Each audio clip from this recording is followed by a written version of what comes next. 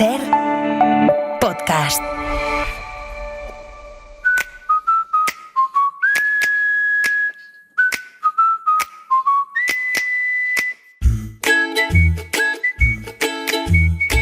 El Faro, con Julia Molina. ¿Qué tal? Buenas noches. Para el Faro de hoy hemos escogido una palabra muy propia del verano. Hoy hacemos el faro seco, que es una palabra que nos divide profundamente. Están los de secano y están los de mar. Están los que prefieren el calor seco y los que prefieren el calor húmedo. Seco, pues fareros, fareras, yo prefiero el calor seco del interior de España a un calor húmedo de Burdeos, que tienes 30 grados, sales a la calle y estás sudando como si hubiera 40, 50 o algo así y no se quita, o sea, es algo que se te adhiere a la piel y no se quita. En cambio con el seco, pues no sé, el seco yo lo llevo mejor, no me agobia tanto. No sé, a ver qué pensáis vosotros. Tempo fui de Burdeos, que paséis buen día, buena noche. Tempus Fugit lo tiene clarísimo, pero es un tema que sin duda genera debate. Ahora iremos escuchando las notas de voz de los fareros y veréis que hay un poco de todo. Tenemos varias cosas preparadas para esta noche en la que vamos a combatir el calor como cada jueves sacando la silla al fresco, pero esta noche esa silla es bastante especial. Mide nada más y nada menos que 3 metros. Y la sacamos en tierra de secano, en Magacela, en Badajoz. Resulta que allí han puesto en marcha una iniciativa para reivindicar esto de salir a tomar el fresco a las calles. Los vecinos llevan toda la semana construyendo una silla gigante que mañana va a salir en procesión y que luego quedará instalada en el pueblo. En Extremadura el año pasado se instalaron 4 sillas así y este año se van a poner 3 en distintas localidades. Hace unos años ya lo hizo Castellón. Hay 7 sillas distribuidas por 7 pueblos como homenaje a las charlas compartidas. Así que qué mejor que conectar estas iniciativas con este programa que siempre vela por el uso de la palabra. Bienvenidos a este Faro Seco.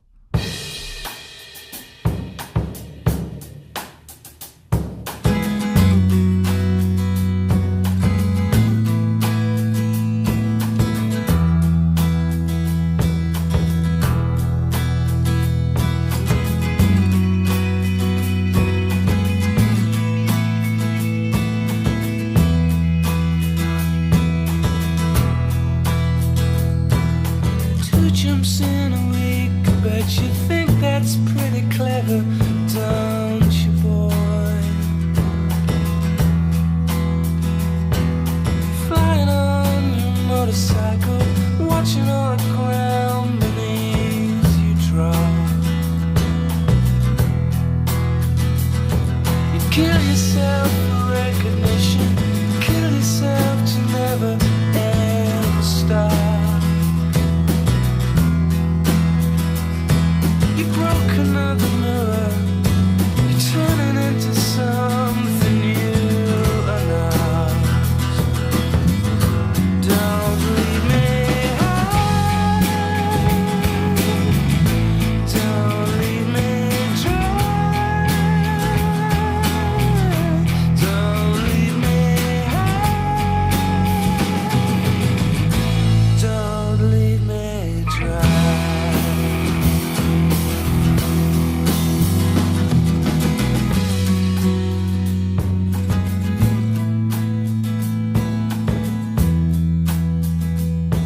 Hola fareros. Para pasar unos días de vacaciones, mucha gente prefiere elegir un lugar seco, donde se pueda ir a la playa. Estos últimos días ha llovido en San Sebastián y no sabéis la cara de perdidos que tienen muchos turistas mirando al cielo a ver si se van estas nubes grises. Pero para vivir, yo prefiero 1000 veces levantarme, abrir la ventana y verme invadida del maravilloso verde que me rodea. Así que llueva, la Virgen de la Cueva, los pájaros en carne, titiritera de la música.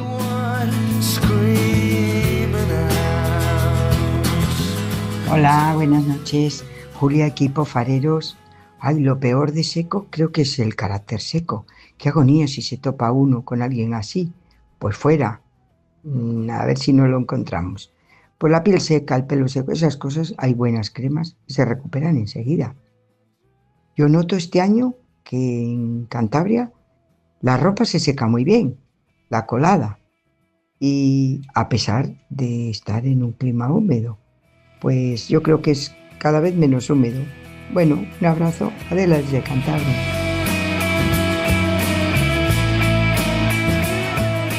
Buenas noches, farero, farera, Julia, equipo. Pues estaba pensando en los cultivos de secano, que utilizan solo el agua de lluvia como riego. Y lo son, entre otros, varios cereales, leguminosas, frutales y otros árboles, pero lo que no sabía es que el tomate, que es muy habitual de la huerta de regadío, tiene unas cuantas variedades que se encuentran dentro de las hortalizas que pueden cultivarse en secano, junto con cebollas, calabazas, melones e incluso algunos pimientos. Larga vida al faro, Silvia. Buenas noches, fareros y fareras. Soy buzo divertida. Esta noche seco. Pues es hablar de uno de los mejores y más sanos alimentos, los frutos secos. Mi hermano, cada vez que viene, me dice, ponme unas gambitas, y un platito de panchitos nunca le falta. Habéis sido compañeros de fiesta, de meriendas, de sobremesas y atracones frente al televisor. Un recuerdo, cajones llenos de madera, con mi amiga en el colmado, que si anacardos, almendras y castañas pilongas, más duras que piedras. Ahora son mis nietos los que vienen y dicen, abuela, ¿tienes nueces? ¿Tienes avellanas? Son verdaderas ardillas. Y por supuesto no me resisto. Buenas noches, fareros y fareras. Una buceadora de lo invisible sin chaleco salvavidas.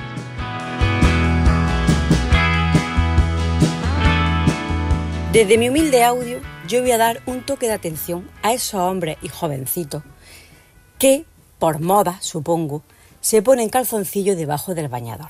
Vamos a ver, señores.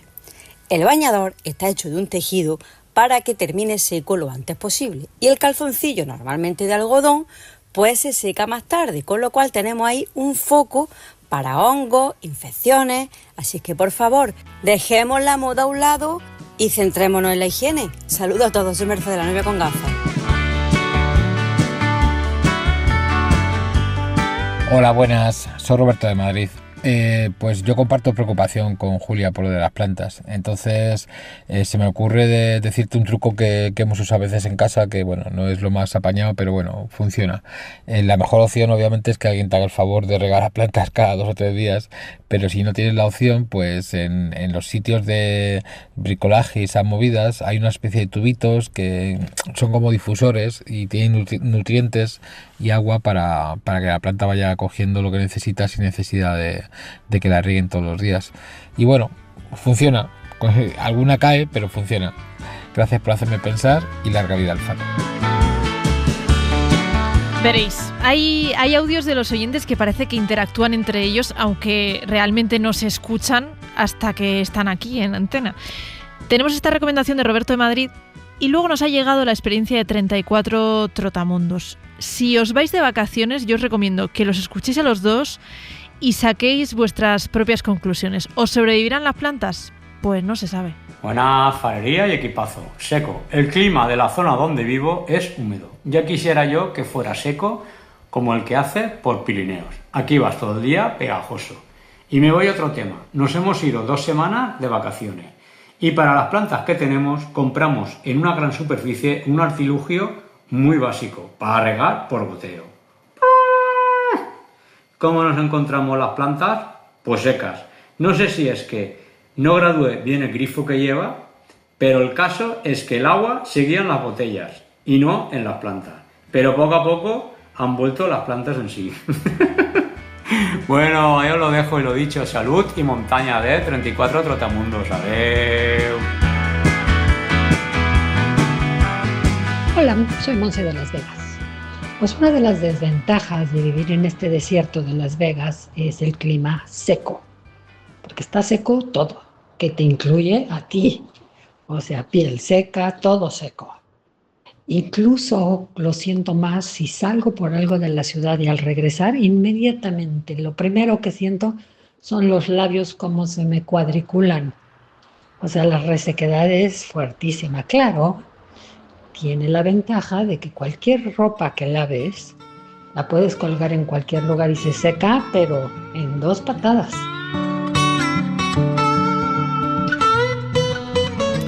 Ya veis que hay opiniones para todo. Monse, que vive en Las Vegas, dice, bueno, es que este clima es tan seco, tan seco, tan seco, que tengo los labios cuarteados, la piel.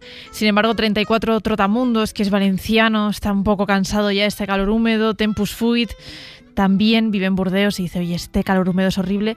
Yo creo que la gente que hemos vivido en climas húmedos, sin duda decimos que mejor el calor seco, se aguanta mejor. Pero ya veis, es que hay opiniones de todo tipo.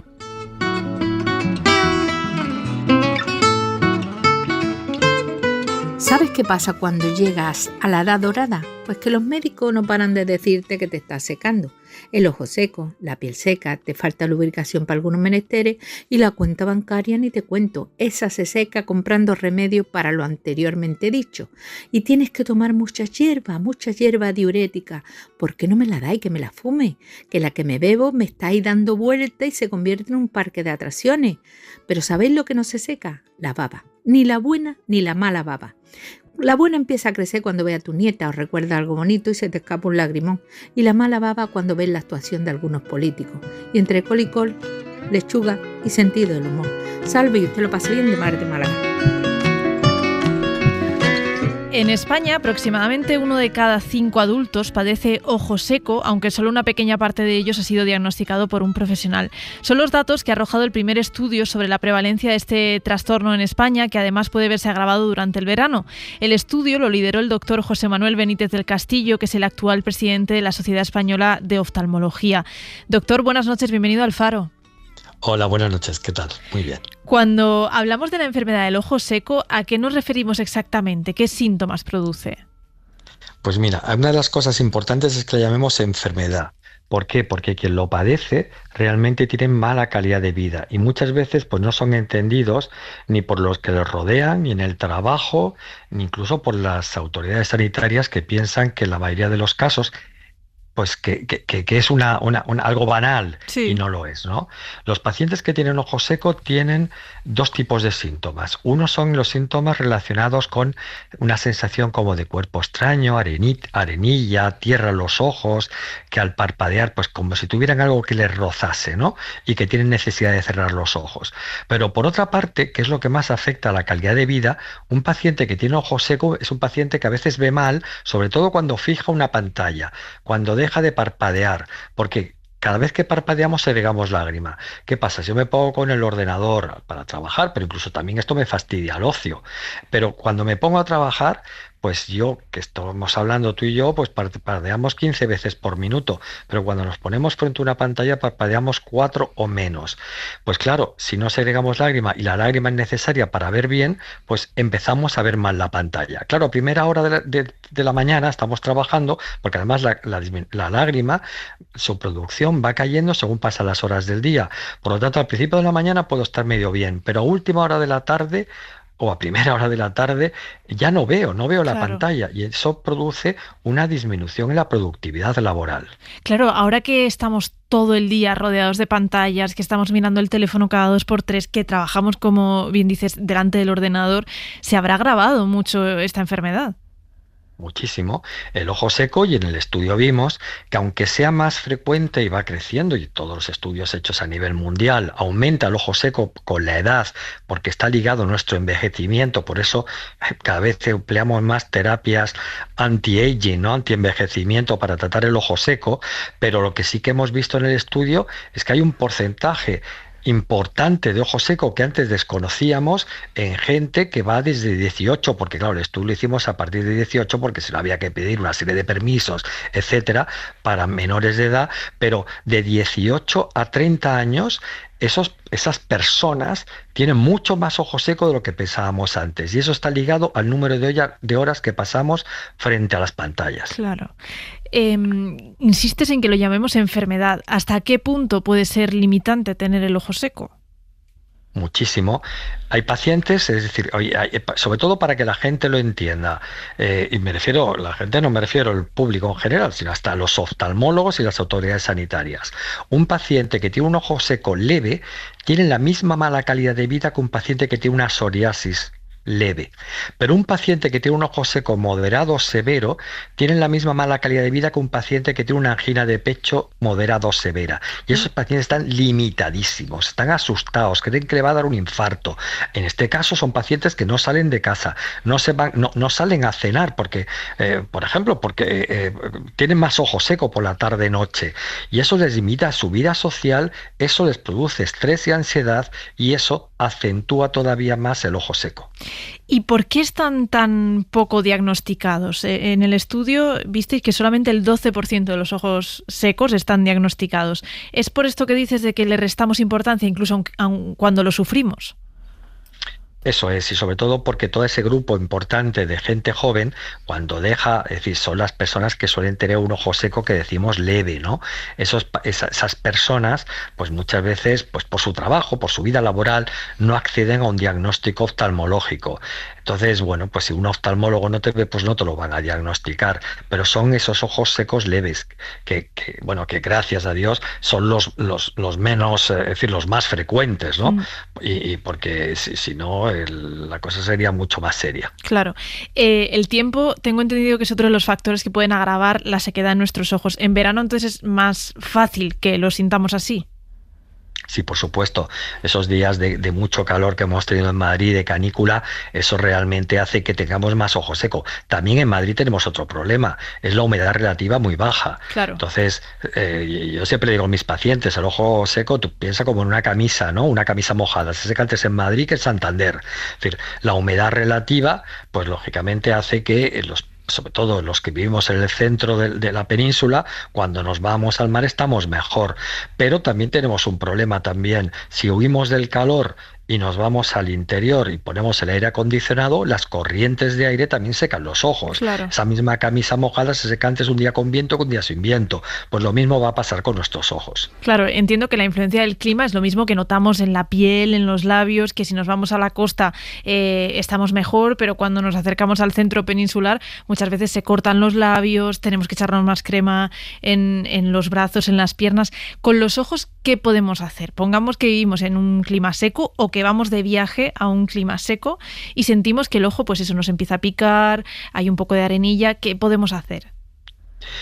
Pues hay dos cosas. Si vamos en el coche, pues vamos a intentar por lo menos que el aire acondicionado no nos dé directamente a la cara. Vale. Para evitar esa corriente de aire. También cerrar las ventanas, incluso si hay un aire porque hay que poner algo, pues intentar utilizar unas gafas normales y corrientes, aunque sin graduación, unas gafas de sol, no hace falta por el sol, sino por el hecho de ser una pantalla, cuando yo me pongo unas gafas, hace que se me evapore un 40% menos de lágrima que si me las quito. Entonces, eso me va, y si son un poco cerradas me va a ayudar. Por supuesto, otra cosa importante es parpadear de vez en cuando, ¿no? Los americanos, hombre, que si voy en el coche, por supuesto, tengo que estar pendiente de la carretera, pero de vez en cuando intentar descansar los ojos, parpadear, sobre todo cara más a pantallas, ¿no? Está la regla de 20-20-20. Cada 20 minutos de trabajo con pantallas, tengo que descansar 20 segundos mirando a 20 pies. 20 pies es lejos, lo que decíamos antes, ¿no? Cuando miro de lejos, estoy descansado, pues parpadeo mucho más que cuando estoy frente a una pantalla. Eso va a lubricar mis ojos. Y también puedo intentar utilizar una lágrima artificial que la puedo comprar en farmacia, ponérmela de vez en cuando. Las lágrimas artificiales no tienen ningún efecto adverso, tienen que ser lágrimas sin conservantes, que son la mayoría que se venden hoy en día en nuestro país. Y bueno, pues también por ponerme unas lágrimas, que hay gente que piensa que por ponerme una lágrima artificial voy a dejar de segregar mi lágrima natural. Sí, que se va a acostumbrar el ojo. Exacto, no es así. Así que me la tengo que poner cuando la necesito. Me refiero para estos ojos leves. Ya cuando estamos hablando de un ojo seco ya moderado o severo, pues tengo que hacer una pauta de uso de lágrimas y muchas más cosas. Claro, es ir al oftalmólogo y que paute unas rutinas. Queríamos aprovechar, ya que te tenemos al teléfono, para preguntarte por cómo debemos protegernos los ojos durante los meses de verano. O sea, todo el mundo está de acuerdo en lo importante que son las gafas de sol, pero claro, no vale cualquier gafa de sol. ¿Cómo sabemos si estamos comprando unas que verdaderamente nos protegen? pues hay que comprarlas en óptica. Es decir, realmente las gafas tienen que tener una serie de filtros, sobre todo filtros para rayos ultravioleta, y esa seguridad de que estamos comprando la gafa adecuada solamente la vamos a tener en una óptica. Igual que el oftalmólogo es el que tiene que diagnosticar el ojo seco, el que va a vender y el que sabe de gafas es el óptico, optometrista. Entonces, porque además, incluso si me pongo unas gafas de mercadillo, esas hay que quitarlas de en medio, porque pueden ser muy oscuras. Yo utilizo, porque unas gafas muy oscuras, mi pupila se va a dilatar. Si esa gafa no lleva filtro de ultravioleta, me va a penetrar en el interior del ojo más ultravioleta y eso me puede dañar el cristalino. Por lo tanto, es mejor no llevar gafas de sol que llevar unas gafas de sol malas. Eso es esencial. ¿El sol qué le hace a nuestros ojos? Creo que tenemos bastante claro lo dañino que es el sol en la piel y por eso siempre usamos protección solar, pero no tengo tan claro que tengamos seguros cuáles son las consecuencias de que nos dé el sol en los ojos. Pues el sol puede dañar el ojo de muchas maneras. Vamos a pasar desde fuera hacia adentro. Produce ojo seco. Puede producir una especie de telilla que se mete hacia la córnea, que llamamos pterigion. Eso lo produce también el sol. Puede producir una queratitis, que son heridas en la córnea, que se llama queratitis por sol, queratitis actínica. Puede producir cataratas. Y lo peor es que puede dañar, y se sabe que la degeneración macular asociada a la edad está asociada al sol. Entonces, bueno, al sol, a los ultravioletas, ¿no? Entonces, el sol puede dañar mucho los ojos y cuanto antes lo protejamos y sobre todo si esa protección se hace en la infancia, eso de alguna manera va a hacernos, ¿no?, que tengamos una salud ocular importante. Está bien saber esto porque no es tan común ver a los niños vistiendo gafas de sol. Luego, ¿sería conveniente que siempre usemos gafas de bucear en la piscina y en la playa o da igual? Hombre, una persona sana no tiene que tener ningún problema para bañarse ni en piscinas, ni... Eso sí, una cosa esencial, es no utilizar, es decir, no bañarse con lentillas, que hay mucha gente que lo sigue haciendo, ¿no? Es decir, las lentillas, y sobre todo en piscinas, porque las lentillas, si nos bañamos con lentillas en piscinas, podemos coger una infección ocular por una ameba que produce, a los oftalmólogos, los que dedicamos a córnea, nos da verdaderos quebraderos de cabeza y gente que puede acabar con trasplantes de córnea, incluso con la pérdida del ojo. Y es muy común que la gente lo haga. ¿Veis mucho en consulta? Bueno, muy común. Siempre los optometristas y los oftalmólogos que adaptan lentillas les indican a los pacientes cómo tienen que hacer y la higiene que tienen que cuidar, y la lentilla no deja ser en el ojo un cuerpo extraño. Pero hay gente, pues que como todo, pues que no cumple las normas que se le dan y se bañan con lentillas. Y esas personas que se bañan con lentillas pueden tener serios problemas a nivel ocular, sobre todo de infecciones. Luego, pues también cara a la irritación que podemos tener en las piscinas, pues hombre, sobre todo las piscinas que tienen a base de cloro, pues irritan más los ojos y se recomienda más utilizar unas gafas que las piscinas ahora que tienen sal. Y en el mar, pues tenemos que tener una protección, no tanto por el agua, que me puede irritar pues transitoriamente los ojos, pero si tengo el ojo seco, lo que tengo que hacer luego es ponerme algunas gotitas de lágrimas artificiales para quitarle exceso de salinidad que tengo en mis ojos. Pero bueno, los ojos están para ser usados y para disfrutarlos en la playa y en el mar y todo. Pero cuidado con las lentillas, yo creo que eso es esencial. Muchísimas gracias por todos estos consejos que seguro que los oyentes han estado apuntando. Yo ya sé que mirando a la pantalla del ordenador, porque no hay más que mirarla, tenemos que pasar el verano trabajando, pero desde luego intentar parpadear más. Esto me apunto ese detalle. Doctor José Manuel Benítez del Castillo, muchísimas gracias por haber estado esta noche en El Faro. Un placer.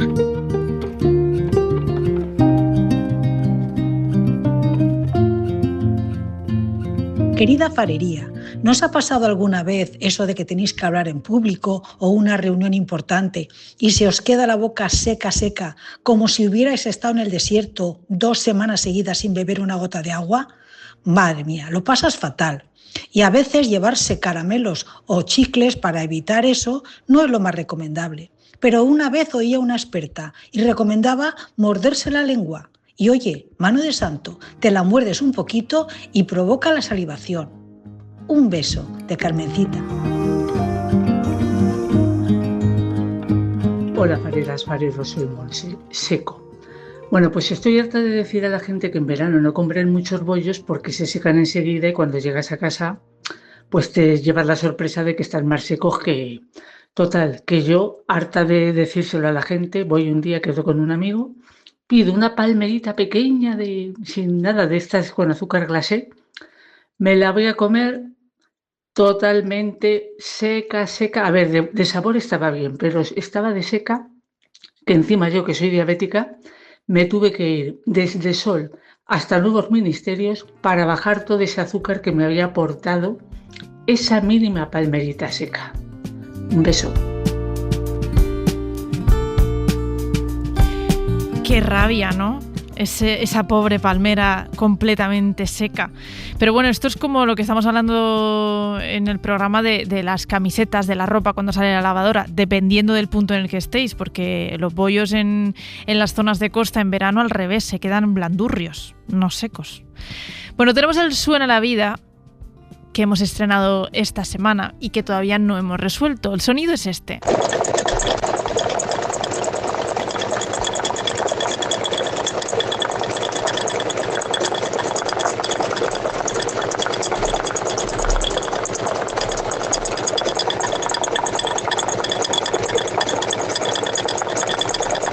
No sé si estamos ante un sonido fácil, ante un sonido difícil, no lo sé.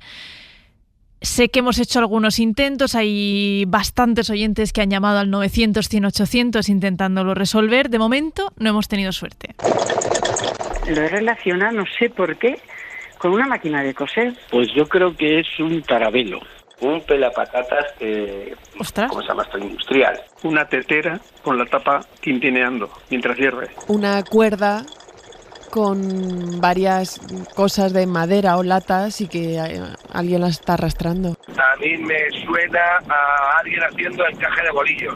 Carro de la compra, cualquier carrito, pues lleno de cachivache sobre un empedrado o un suelo de piedra o algo así. Yo creo que es una granizada. Me suena a mí que es una máquina de hacer cubitos de hielo. Le decía yo a este último oyente ayer, le decía, es que es verdad, a mí también me suena una máquina de hacer cubitos de hielo, entonces aunque ahora sé que no es, me voy a pasar todo el tiempo pensando que es la máquina de hielos. Pero no. 900-100-800. ¿Se resolverá esta noche? Veremos. Yo confío.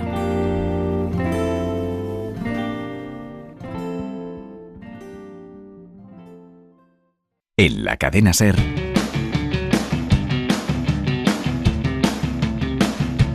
El Faro.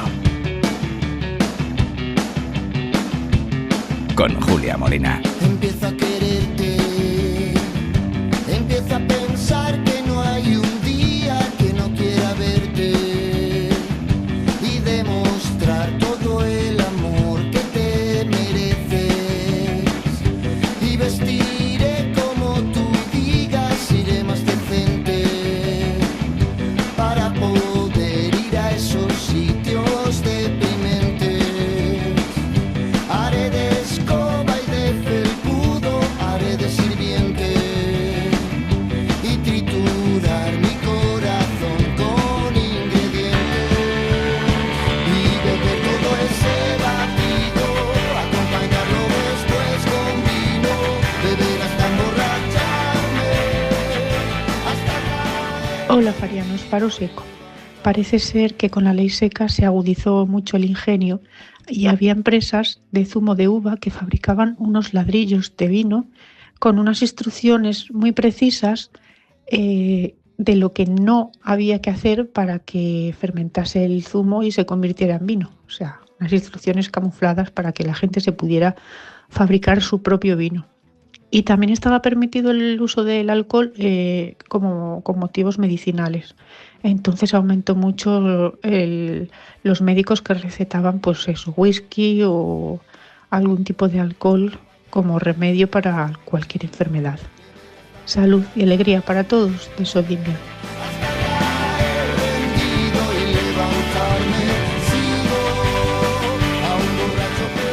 Hola familia farera. El faro seco. Pues al mencionar esta palabra me he acordado de la ley seca que ocurrió en Estados Unidos entre los años 1920 y 1933, cuando se prohibió la venta, el consumo y el transporte de alcohol. ¿Qué pasaría en España ahora mismo en verano cuando nos gusta tomarnos la copita, la cerveza o el vinito si ocurriera lo mismo? Ahí lo dejo, de profe de francés. Y beber todo ese batido. Hola, buenas noches. Soy Viva la Vida. Y seco es como dejaba el depósito del coche de mi padre cada vez que se lo pedía. Es cierto que no abusaba, porque tampoco llegaba a ese extremo, pero verdaderamente como estábamos pelados, pues no teníamos luego nunca dinero para echar unos litros. También se lo pedíamos al padre de mi novio y ahí íbamos llevando la situación, unas veces a uno, otras veces a otro, pero no repostábamos nunca. En fin, cosas de la juventud. Buenas noches, fareras y fareros.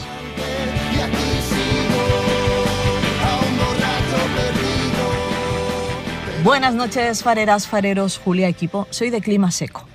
Y no porque sea el meme ese de mamá, hoy no me baño. No es el caso.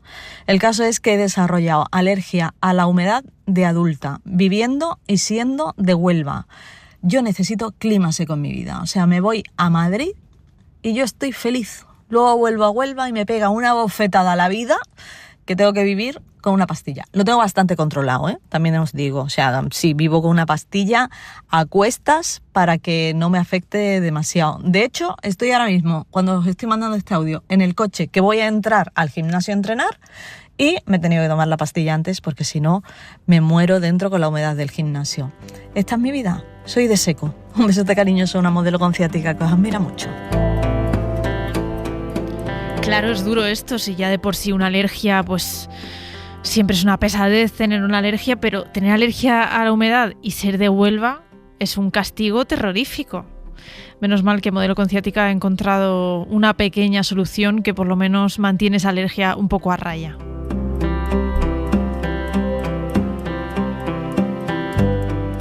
Faro seco.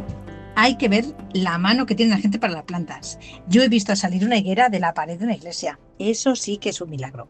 Milagro mi madre, que tiene una mano para las plantas, le das cualquier cosa seca, muerta, que vas a tirar y la tía te lo florece. Vamos, menos la cuenta bancaria, cualquier cosa. Y luego un truquito para los que os vais de vacaciones y dejáis las plantas en casa. Dejáis un barreño grande con agua en un sitio muy bien iluminado y cortéis trozos de venda largos y una punta la metéis en el interior de la tierra de la maceta y la otra punta en el barreño. Así la planta chupa por la venda el agua que va necesitando. Así con todas las macetas. Volvéis y cero plantas secas. Un besito, viajaré más.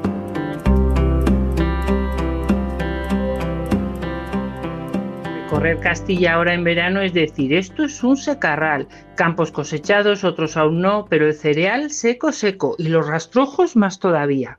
Hay una canción muy popular que cantábamos por aquí, no sé si os sonará. Carrascal, Carrascal, qué bonita serenata. Carrascal, Carrascal, que me estás dando la lata. Y una de las estrofas decía, una vieja seca, seca, seca, seca, seca, se casó con un viejo seco, seco y se secaron los dos. Un besito para todos de una palentina por tierras castellanas.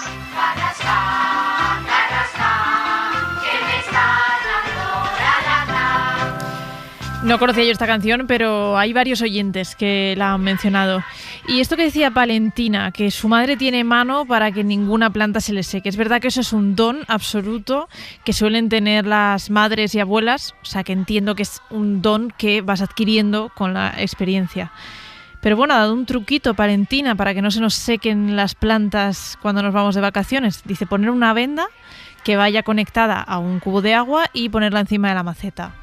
Hay otra opción, que es no irse de casa, no salir de vacaciones. Es lo que estamos practicando en el equipo del Faro. Y oye, las plantas están perfectas. Venga, tenemos llamadas para este Suena la Vida. El primer oyente llama desde Elche. Hola, buenas noches.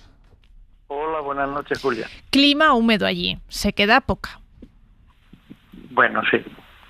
Sí, ¿no? Sí. En aquella zona se encrespa el pelo.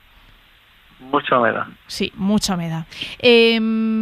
No me has dicho tu nombre.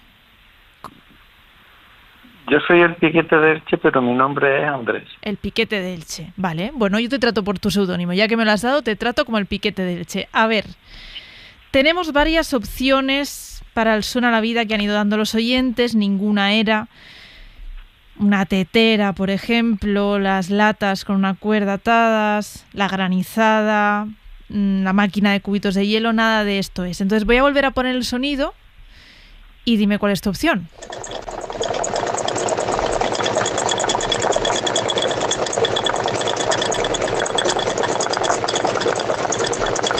¿Tú qué crees que es este sonido?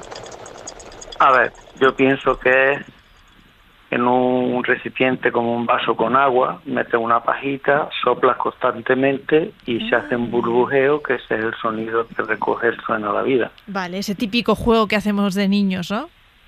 Sí. Venga, pues vamos a probar. A ver, Alejandro, ¿es este el sonido de alguien haciendo burbujas con una pajita?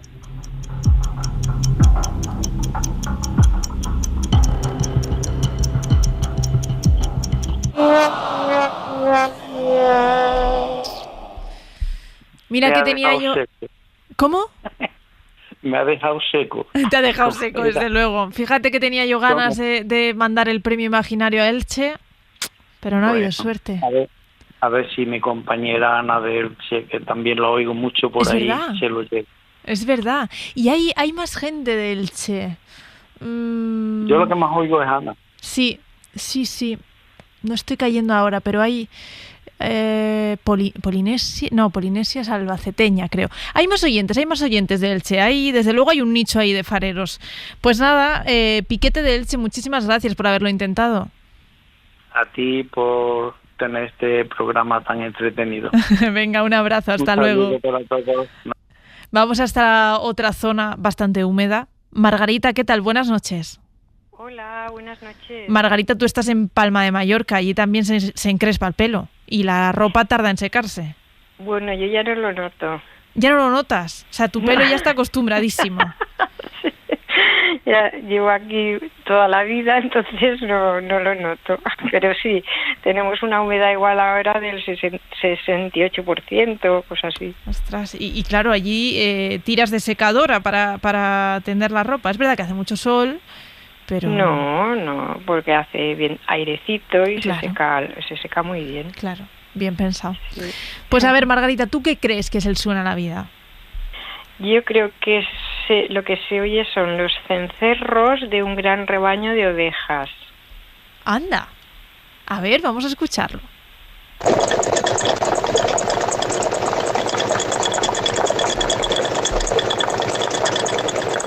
Vale, me lo puedo imaginar. A ver, Margarita, a ver si te llevas esta noche el premio imaginario. Alejandro, ¿es el sonido de los cencerros de las ovejas?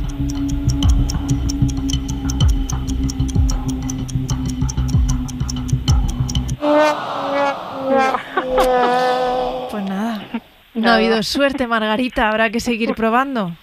Vale. Que disfrutes de tu clima húmedo. Bueno, muchísimas gracias por tu programa. Que tú estás en un paraíso escuchando. Sí. Un abrazo grande, Margarita.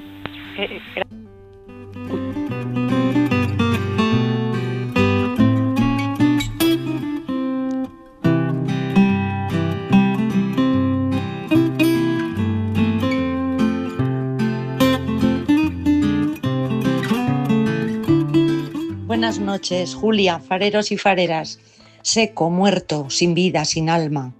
Viene de que no hay agua, el líquido mágico que da la vida. A veces un árbol parece seco y en primavera por una rendijita le salen tiernas ramas.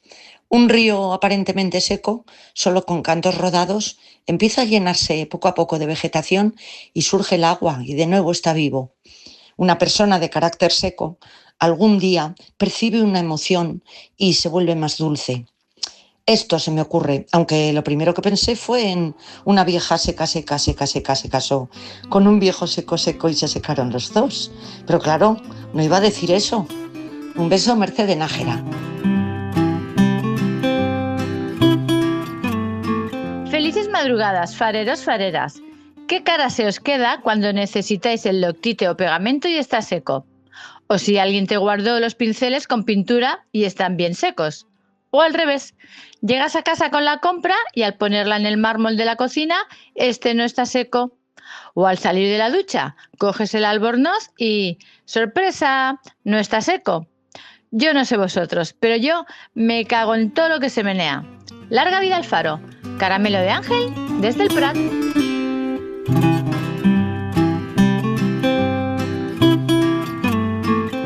Qué seco estás y qué largo eres, le decía mi madre a mi primo cuando estaba delgadico midiendo 1,90. Y es que yo no sé si era cosa de ella o de la tierra donde nació, La Mancha, pero a todo aquel que estaba en los huesos estaba seco, y el que era alto era largo. Y qué largo y seco se me ha hecho el mes de julio para una noche que llovió. Y fijaros en la injusticia a veces del calendario, que empezó el mes un martes día 1 y acaba el jueves 31. 5 semanas y sequito de fiestas, ni una. Pero bueno, ya pasó. Y haciendo este audio me estoy secando el sudor que estoy recogiendo, que me voy de vacanzas. Triste, seca y sola se queda la escuela hasta el 1 de septiembre. Un abrazo y buen fin de semana, Manuel de Hospitalet. Hola, ¿qué pasa, fanfareros? La expresión me dejas seco la vinculo más con la falta de reacción, vamos, que me dejas atónito. Esto sería un me dejas muñeca, a lo Paloma. Bueno, no sé. Porque también podría referirse a que no tiene ni un duro, ¿no? Estoy seco, pero no, yo no sé. Lo primero que me viene más es por el asombro. Desde Valladolid, soy fan fatal.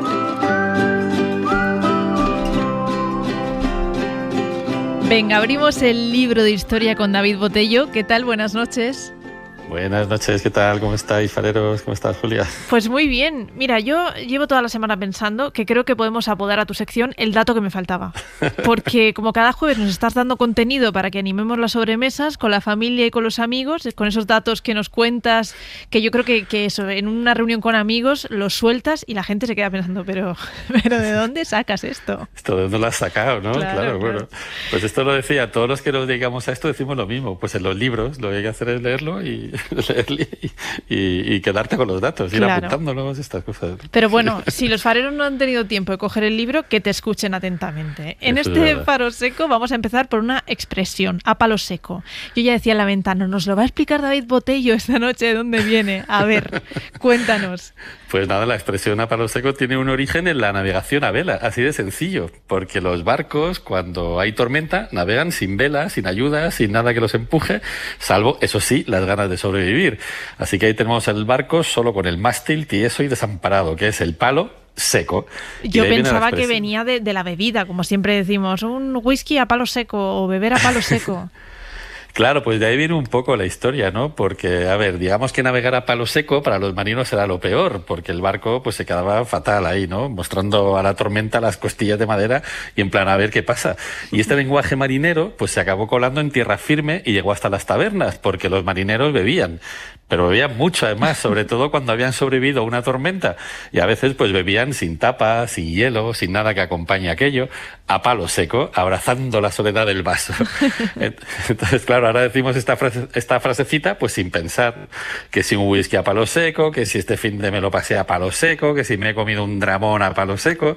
El palo seco pues es esto, ¿no? Es como enfrentarte a la vida con un barco sin velas, a cabezazo limpio. Y la única solución que nos queda pues es agarrarte fuerte al palo mayor y esperar que amaine, o pedir otra ronda a palo seco. Bueno, yo creo que me quedo con tu primera solución. Tiene un punto hasta poético la expresión, la verdad es que yo no me lo imaginaba. Aunque el siguiente protagonista, el que nos querías hablar, no necesitaba navegar a palo seco porque no se enfrentaba a grandísimas tormentas marinas, precisamente. Pues no se enfrentaba a tormentas marinas, pero tenía mucho que ver con los barcos. Si te parece, mira, nos vamos al siglo XV, a los tiempos de Alfonso Enríquez, que es el nieto bastardo de Alfonso XI de Castilla, que es un privilegiado al que Enrique III le ha nombrado a dedo almirante de Castilla, nada menos, almirante de Castilla, es decir, señor de los barcos castellanos. ¿Y dónde se montó el cuartel general el buen señor?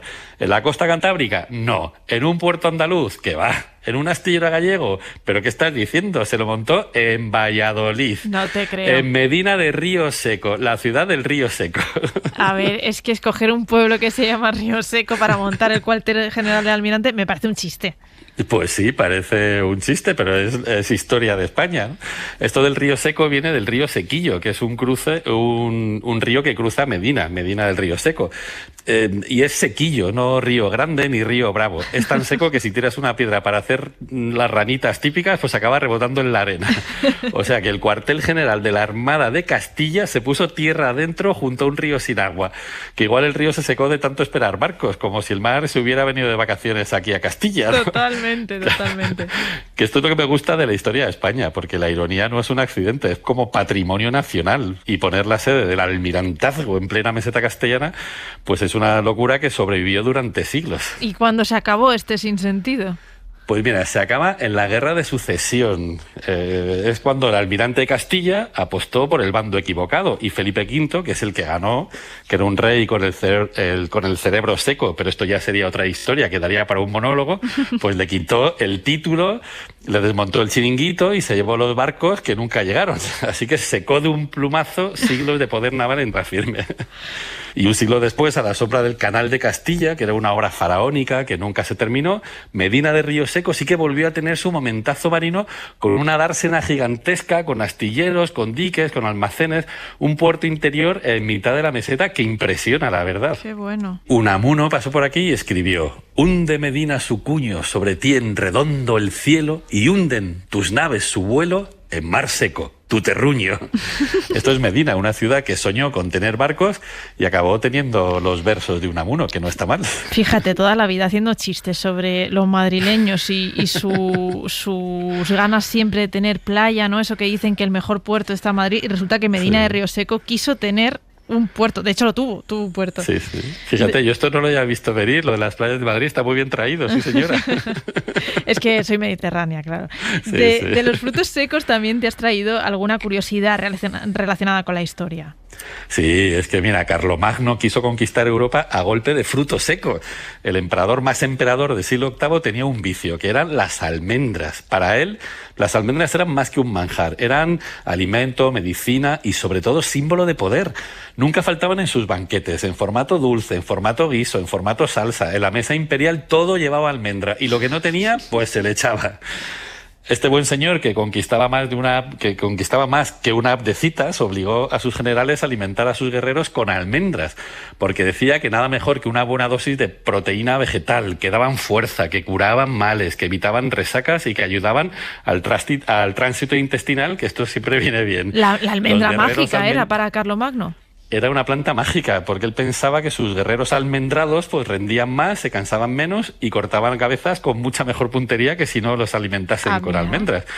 Así que mandó plantar almendros por todo el imperio, desde a los Pirineos, todo campo era bueno para la almendra. Carlomagno llenó el imperio carolingio de árboles de flor blanca como si fueran estandartes que daban sombra. Y así conquistó un imperio y se rindió ante un fruto seco, ante la almendra. Fíjate, el mismo fruto seco que casi se carga a nuestro director de emergencias sanitarias en medio de una pandemia. Podemos ir estando satisfechos del esfuerzo que hemos hecho, porque estamos Disculpen. El problema es que me he comido una almendra justo antes.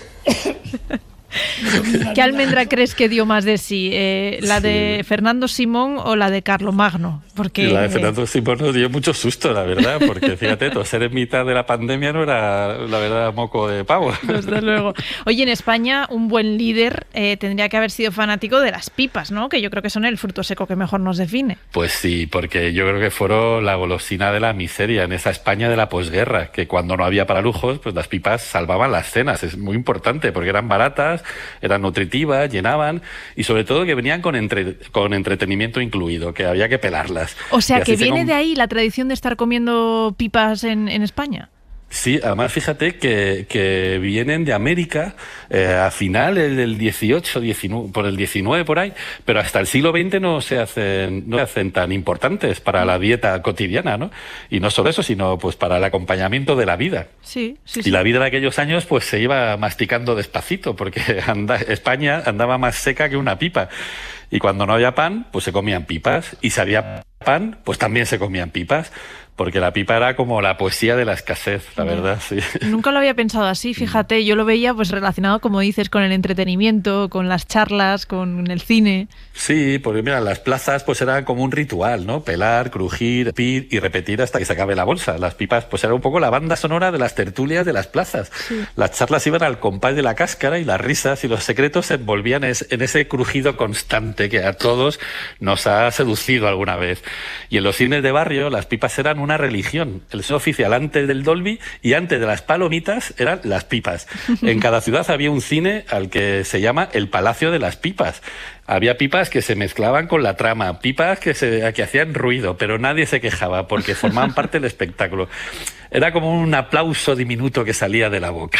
Qué bueno. ¿Tú dirías que son el mejor fruto seco? Pues no lo sé, porque mira, para los romanos la nuez es el manjar de los dioses, que es un alimento sagrado. Al menos eso decían, ¿no? Porque para ellos no era un simple fruto seco. Los científicos la llaman Juglans regia o regia. Juglans viene de Jovis glans, es decir, la bellota de Júpiter, el mandamás de los dioses, el que lanzaba rayos, oráculos y miradas asesinas. Y si al jefe le gustaban las nueces, pues aquello tenía pedigrí olímpico nivel VIP. Y si te fijas, las nueces parecen un cerebro. Sí, es verdad. Sí, tiene 2 hemisferios, tiene surcos, tiene pliegues y tiene un cráneo de madera. Sí. Así que es como si fuese el cerebro que da el árbol. Comerte una nuez era como comerte la inteligencia a mordiscos, era como el Red Bull de la antigüedad, te daba alas mentales. Los romanos decían que ayudaba a la memoria, que traía sabiduría, que servía para pensar mejor, que espabilaba las ideas. Y cuando un romano pelaba una nuez, no solo buscaba su sabor, sino que buscaba un sentido, porque comer nueces era, en el fondo, una manera de intentar entender el mundo. Bueno, te diría que se sigue diciendo, ¿no? Lo que decían los romanos. Los estudiantes, por ejemplo, tiran mucho de nueces cuando están en exámenes. Claro. Bueno, ya que empezabas con una expresión, con a palo seco, ¿sabes de dónde viene la de mucho ruido y pocas nueces? Mucho ruido y pocas nueces, pues agárrate que viene batallita. Estamos en Francia, 1597. Los tercios españoles están de gira, intentando conquistar Amiens. Han puesto sitio a la ciudad y Amiens resiste, se defiende, es un hueso duro. Digamos que están ahí secos de defenderse. Hasta como que la cáscara de una nuez. Con la cáscara de una nuez, sí señora, hasta que aparece un tal Hernán Tello de Portocarrero, que es un capitán muy astuto. Disfraza a 16 soldados de campesinos franceses. Les da unas manzanas, unas nueces y un carro de heno que parece que ha salido de un cuadro flamenco y los manda a la puerta de Amiens. Los guardias franceses, que ni se huelen la jugada, les dejan pasar, pasen. Y justo al cruzar, uno de los tercios accidentalmente deja caer un saco de nueces. ¿No? Que este es el sonido del plan que está funcionando, ¿no? Las nueces empiezan a rodar y los franceses, por echar una mano o porque no habían visto un fruto seco en semana, se tiran al suelo a recogerlas. Y ahí, ¡zas!, los soldados españoles sacan las espadas del carro de heno, se lían a espadazo limpio, abren la ciudad como si fuera una nuez, esperan al resto del ejército y rinden a Amiens. Me está pareciendo feísima esta historia. Sí, es muy chula, pero a lo mejor es solo un invento para explicar de dónde viene la frase, ¿eh? Esto lo contó el conde de Clonard, o sea, un francés, y es buenísima, porque los tercios con pocas nueces hicieron mucho ruido, tanto que Amiens ha pasado la historia del engaño militar, el de unos frutos secos que ganaron una guerra a golpe de distracción. A palo seco. Qué fuerte. La verdad es que no sé si la historia será, como tú dices, no sabemos hasta qué punto fue real o no, pero me parece de traicioneros, un poco fea. Astutos. Bueno, pero la astucia siempre ha tenido mucho valor en la guerra, pero esto sí que lo dejamos para otro día, que hablemos de la astucia. Los frutos secos que consiguieron ganar una batalla. Pues David Botello, muchísimas gracias. Hasta la semana que viene. Muchas gracias, Julia, y un abrazo a todos los fareros.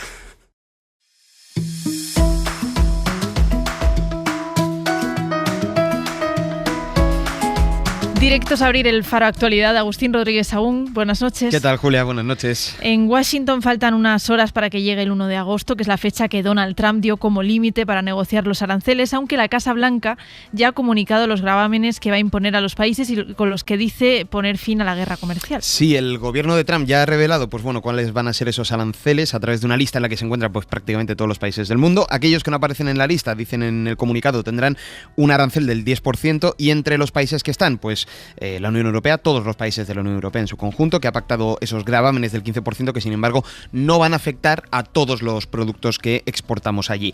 Hay algunos países como China que no aparecen porque todavía están negociando, tampoco está Canadá, que está en esta misma situación y que ayer anunció su intención de reconocer al Estado palestino, algo que no ha gustado del todo a Donald Trump. I didn't like what they said, but you know, that's their opinion. I didn't like that. Reconoce eso, que no es una decisión de su agrado, pero su opinión decía, esto no será, aseguraba, un factor decisivo en las negociaciones comerciales. Trump, que también ha hablado de la situación allí en la Franja de Gaza. Oh, it's terrible what's occurring there, yeah. It's a terrible thing. Habla de una situación horrible, de una vergüenza, después de que Estados Unidos, dice, haya enviado $60 millones en ayuda. Esto decía Trump de una franja donde hoy han muerto al menos 51 personas, más de la mitad, tratando de acceder a comida. La noticia política del día en España es que el Govern de Cataluña ha aplazado la gestión del IRPF hasta 2028. Es lo que al menos sostiene el plan director de la Generalitat, que reconoce que no podrá hacerse cargo de este impuesto el año que viene, como habían acordado Esquerra y los socialistas. Sí, esto es importante porque este acuerdo forma parte del pacto de investidura con el que ella consiguió la presidencia de Cataluña. Es la primera vez que la Generalitat reconoce que, bueno, pues que esto no va a ser posible el año que viene. Ese plan director dice que no se puede recaudar el impuesto en 2026 y que será el año siguiente, en 2027, cuando la agencia catalana pueda empezar a asumir la gestión de la campaña de la renta, para ya en el 2028 gestionar algunas funciones del IRPF. Veremos cómo afecta esto a la relación entre el gobierno y los republicanos después de que este acuerdo no vaya a poder cumplirse, al menos por lo que habían pactado en un primer momento. Hoy además Feijóo ha hecho su balance del curso político antes de las vacaciones. El líder del PP habla de una crisis institucional y sigue diciendo a los suyos que estén preparados ante unas hipotéticas elecciones. Sí, mira, Feijóo habla en estos términos. El balance de este bienio negro es amargo. Habla de 2 años marcados por un presidente del gobierno sin ningún límite moral. Ha dejado claro que el PP no va a apoyar al gobierno bajo ningún concepto. Y además el líder de los populares ha hablado también de otros asuntos, entre ellos el que les venimos contando hoy aquí en la SER. Ha hablado de la Dana, que estos días, pues bueno, como les decimos, es noticia por la situación del comisionado nombrado por el gobierno en la Comunitat Valenciana, José María Ángel, que, como hemos adelantado en el Hoy por Hoy esta mañana, ha presentado su dimisión después de ser investigado por haber falseado supuestamente el título universitario del que se valió pues para ingresar como funcionario en la Diputación de Valencia. Feijóo hablaba, o pedía más bien, consecuencias penales. Desde luego, me parece que un titular de un cargo público que falsifica un título tiene que tener una responsabilidad penal. El líder del PP planteaba incluso si Ángel debe devolver el salario que ha percibido durante estos años como funcionario, y mientras en el PSOE valenciano, pues su líder Diana Morant elogiaba este cargo. Nosotros no pedimos títulos, lo que pedimos es hoja de servicios. Y desde luego José María Ángel cumplía con todos los requisitos para ostentar la presidencia. El PSOE y el gobierno ponen en valor que haya presentado su dimisión. José María Ángel, que por cierto se ha defendido estos días diciendo que todo esto es una cacería llena de inquina contra él. Y terminamos con una noticia cultural, porque esta noche Aitana ha llenado su segundo Metropolitano en Madrid, su segundo estadio. Su tercer estadio, porque ya hizo uno en Barcelona. Claro, escuchábamos esta noche a Lidia Ramón, que estaba en el concierto en Hora 25, y decía, está previsto que se anuncien sorpresas, pero ha acabado ahí Hora 25. ¿Qué ha pasado? ¿Ha habido sorpresa? Ha habido sorpresa. Resulta que en el último momento, pues bueno, ha anunciado una gira internacional para el año 2026, el Cuarto Azul World Tour, que bueno, que le va a llevar al artista pues por ciudades como Nueva York, Montevideo, Miami, Ciudad de México, Milán, Lisboa, también ciudades de nuestro país, entre ellas pues Las Palmas, Sevilla, Valencia, Zaragoza, en fin, un tour que además ha estado bastante bien. Hay ya vídeos en redes sociales porque a medida que iban pasando las ciudades sobre todo de nuestro país, muchos fans gritaban, ¿no? Pues eso, decía, pues Valencia, ¿no? Salía en el rótulo Valencia, pues las que eran de Valencia gritando de emoción, claro, pensando el año que viene voy a poder ver a Aitana en Valencia, por ejemplo, en Zaragoza, en Las Palmas, Sevilla, en fin, en todas Bueno, yo ciudades. sé que en el equipo ese World Tour se ha celebrado porque tenemos algunos Aitanas en el equipo, o sea que sí. Pues nada, ya anunciaron las entradas, pero oye, una buena noticia para los fans de Aitana. Sí, total. Agustín, totalmente. En una hora más noticias. Venga, hasta luego.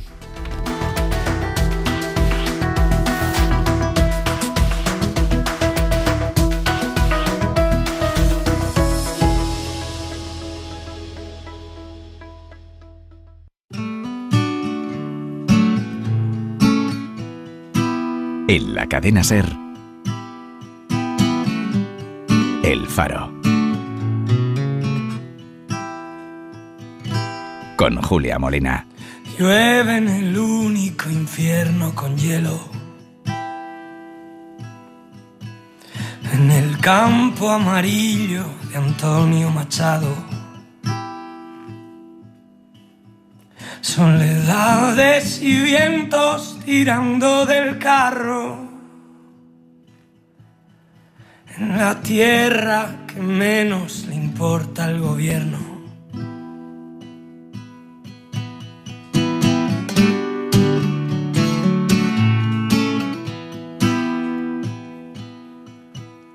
Aquí no busques oro si no lo da el cielo.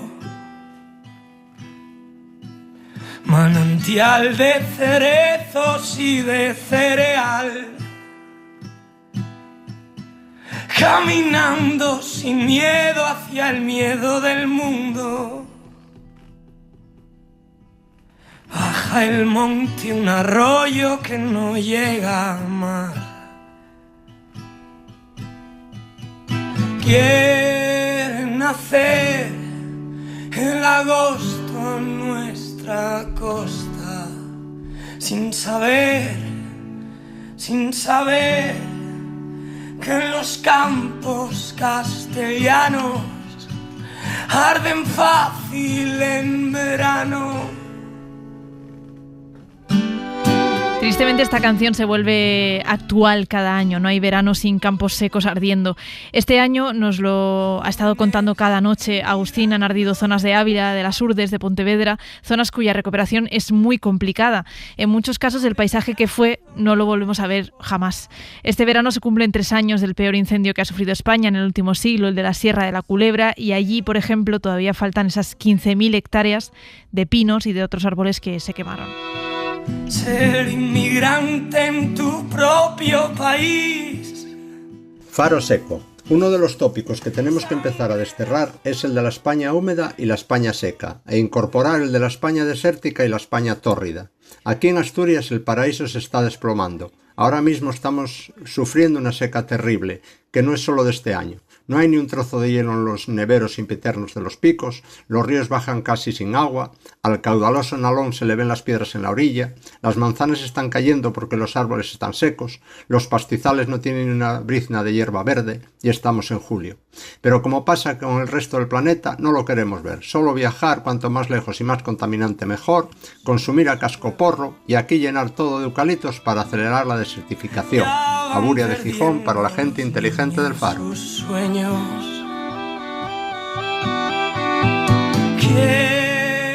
El superlativo de seco no es muy seco o sequísimo, es más bien secarral. Lo utilizamos mucho en el pueblo, sobre todo cuando queremos indicar que una zona es muy árida, muy árida, muy árida, parecida a un desierto, como Fuerteventura. Besos, felicitongos desde Madrid. Más honrados son los que están preparados, que los campos castellanos arden fácil en verano. Muy buenas noches, fareros. Como algunos ya sabréis, vivo en la costa alicantina, al lado del mar, por lo que estoy acostumbrada al ambiente poco seco. Es por eso que cuando viajo al pueblo, en plena Sierra de Segura, mi pelo, mi piel y mis labios se secan sobremanera, incluso a veces mi carácter. Cuando era pequeña no entendía cuando mis padres decían que estaba seca, porque yo lo que estaba era muy delgada. El carácter seco creo que está directamente relacionado con la geolocalización. Cuanto más al norte, más seco. Y ya no digamos de Alemania para arriba. Sie sind Trockenmensch. Saludos muy cariñosos de Alicantina.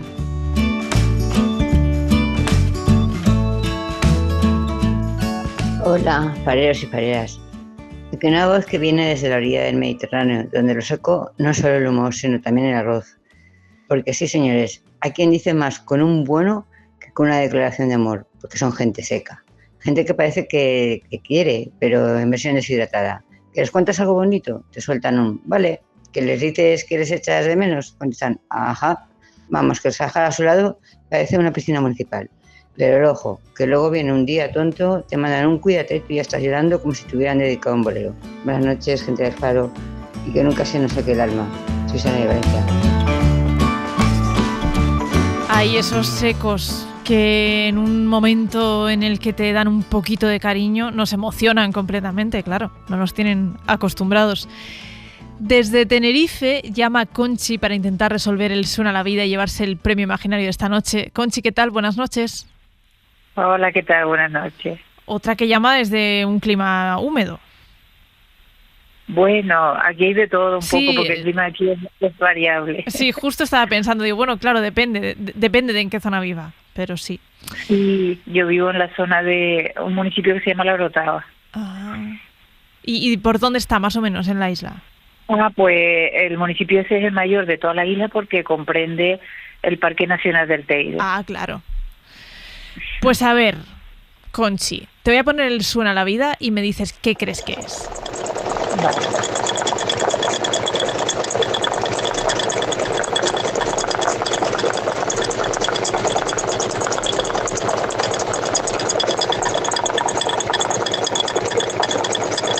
A ver, cuéntame, Conchi. Bueno, pues como le dije a tu compañera, Irene, sí, me hizo recordar cuando era pequeña que me mandaban a comprar al Molino del Gofio. Anda. Y cuando yo llegaba allí, pues mientras me despachaban el gofio, que lo ponían allí, acabante de hacer, con las máquinas del molino, lo oía trabajando, ¿no? Haciendo el gofio. Así que me hizo recordar eso. Vale. Claro, implicaría que este sonido nos lo tendría que haber enviado un canario. Pero vamos a probar. Aquí se usa mucho, sí. Claro, venga, pues vamos a probar. Alejandro, ¿es este el sonido de un molino de gofio?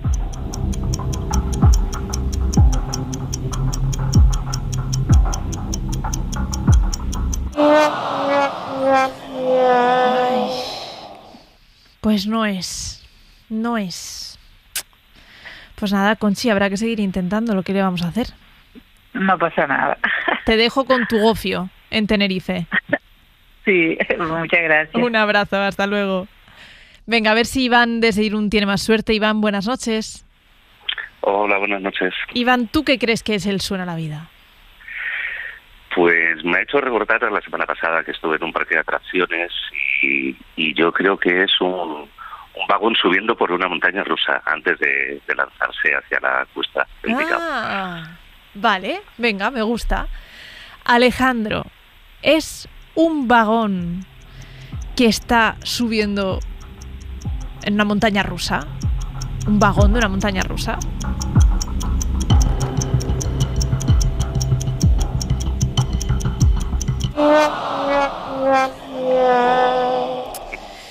Ay, Iván, pues no ha sido, pero oye, tu buen rato te lo pasarías en el parque de atracciones. Eso me lo llevo. Eso te lo llevaste. Seguro. Eso. Pues nada, seguir intentando a ver si el próximo premio imaginario te manda a otro parque de atracciones, más lejos, no sé. Muy bien, muchas gracias. Iván, un abrazo. Venga, que es jueves y eso significa que sacamos nuestra silla al fresco, pero esta noche lo vamos a hacer, como os decía al principio, de una manera especial. Nos vamos a ir a Extremadura, un pequeño pueblo de menos de 500 habitantes, a Magacela, porque allí están creando una silla de 3 metros de altura que van a sacar en una procesión mañana viernes. La iniciativa parte de la Asociación de Universidades Populares de Extremadura y busca reivindicar el espacio público como un lugar de encuentro para los vecinos. Marta del Pozo es su directora de Cultura. Marta, buenas noches. Muy buenas noches. Marta, la iniciativa de crear sillas gigantes para homenajear esta tradición de tomar el fresco en la calle la empezasteis el año pasado. ¿Cómo surgió? Pues mira, surgió porque ya conociendo la propuesta que se hizo en Castellón de una silla gigante, relacionada también con la reivindicación de salir al fresco y demás, quisimos hacer algo relacionado con el arte en la calle, que es como se llama el proyecto, y cómo transformar socialmente el espacio público, ¿no? A raíz de ahí, pues bueno, vinculando la silla a también un proyecto que tenían Marta y Ángel de Tia Homes, un colectivo artístico que existe aquí en Extremadura, que hacían ya reivindicaciones para salir al fresco en su municipio y en otros municipios cercanos. Pues configuramos un proyecto en el que, uniendo estas dos ideas, pudiéramos trabajar en la creación de una silla gigante, pero que llegara a la localidad y que fueran los residentes, después de un proceso de escucha, los que decidieran cómo querían transformar artísticamente esa silla para que la hicieran suya y a partir de ahí pues ya estuviera colocada en la localidad como símbolo de esa salir al fresco, ¿no? Claro, para recuperar esta costumbre. Porque no es una escultura que plantáis en un pueblo y ya está, ¿no? Eso es una silla que van de alguna forma construyendo los vecinos, pues pintándola, decorándola y luego se queda fija en el pueblo. Claro, para nosotros desde las universidades populares, que son nuestra razón de ser, es pues el aprendizaje, la participación, buscar espacios de encuentro, ¿no?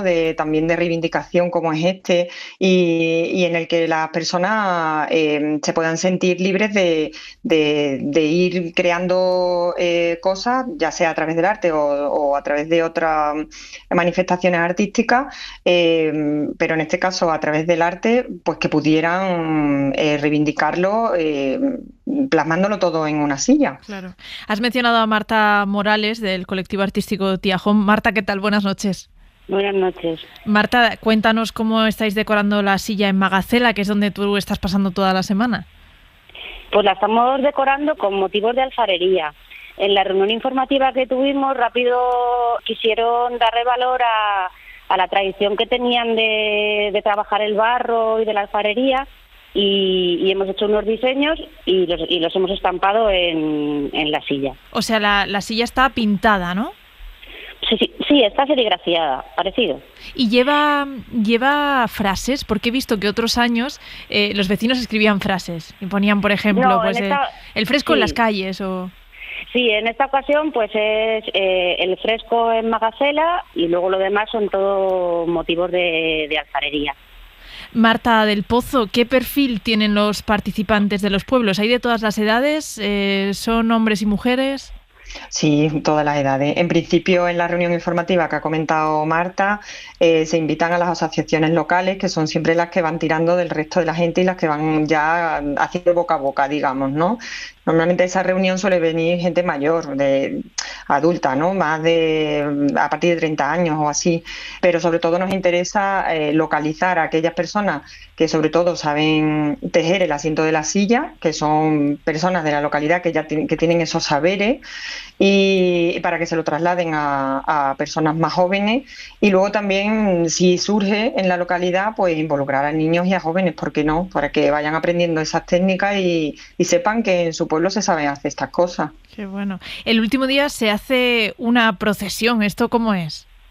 Pues esto de la procesión se nos ocurrió a Marta y a mí, era como dijimos, bueno, a ver, el fin de fiesta hay que hacerlo a lo grande, porque no vale colocar la silla allí y sentarnos todos al fresco y ya está, y que surja la conversación, ¿no?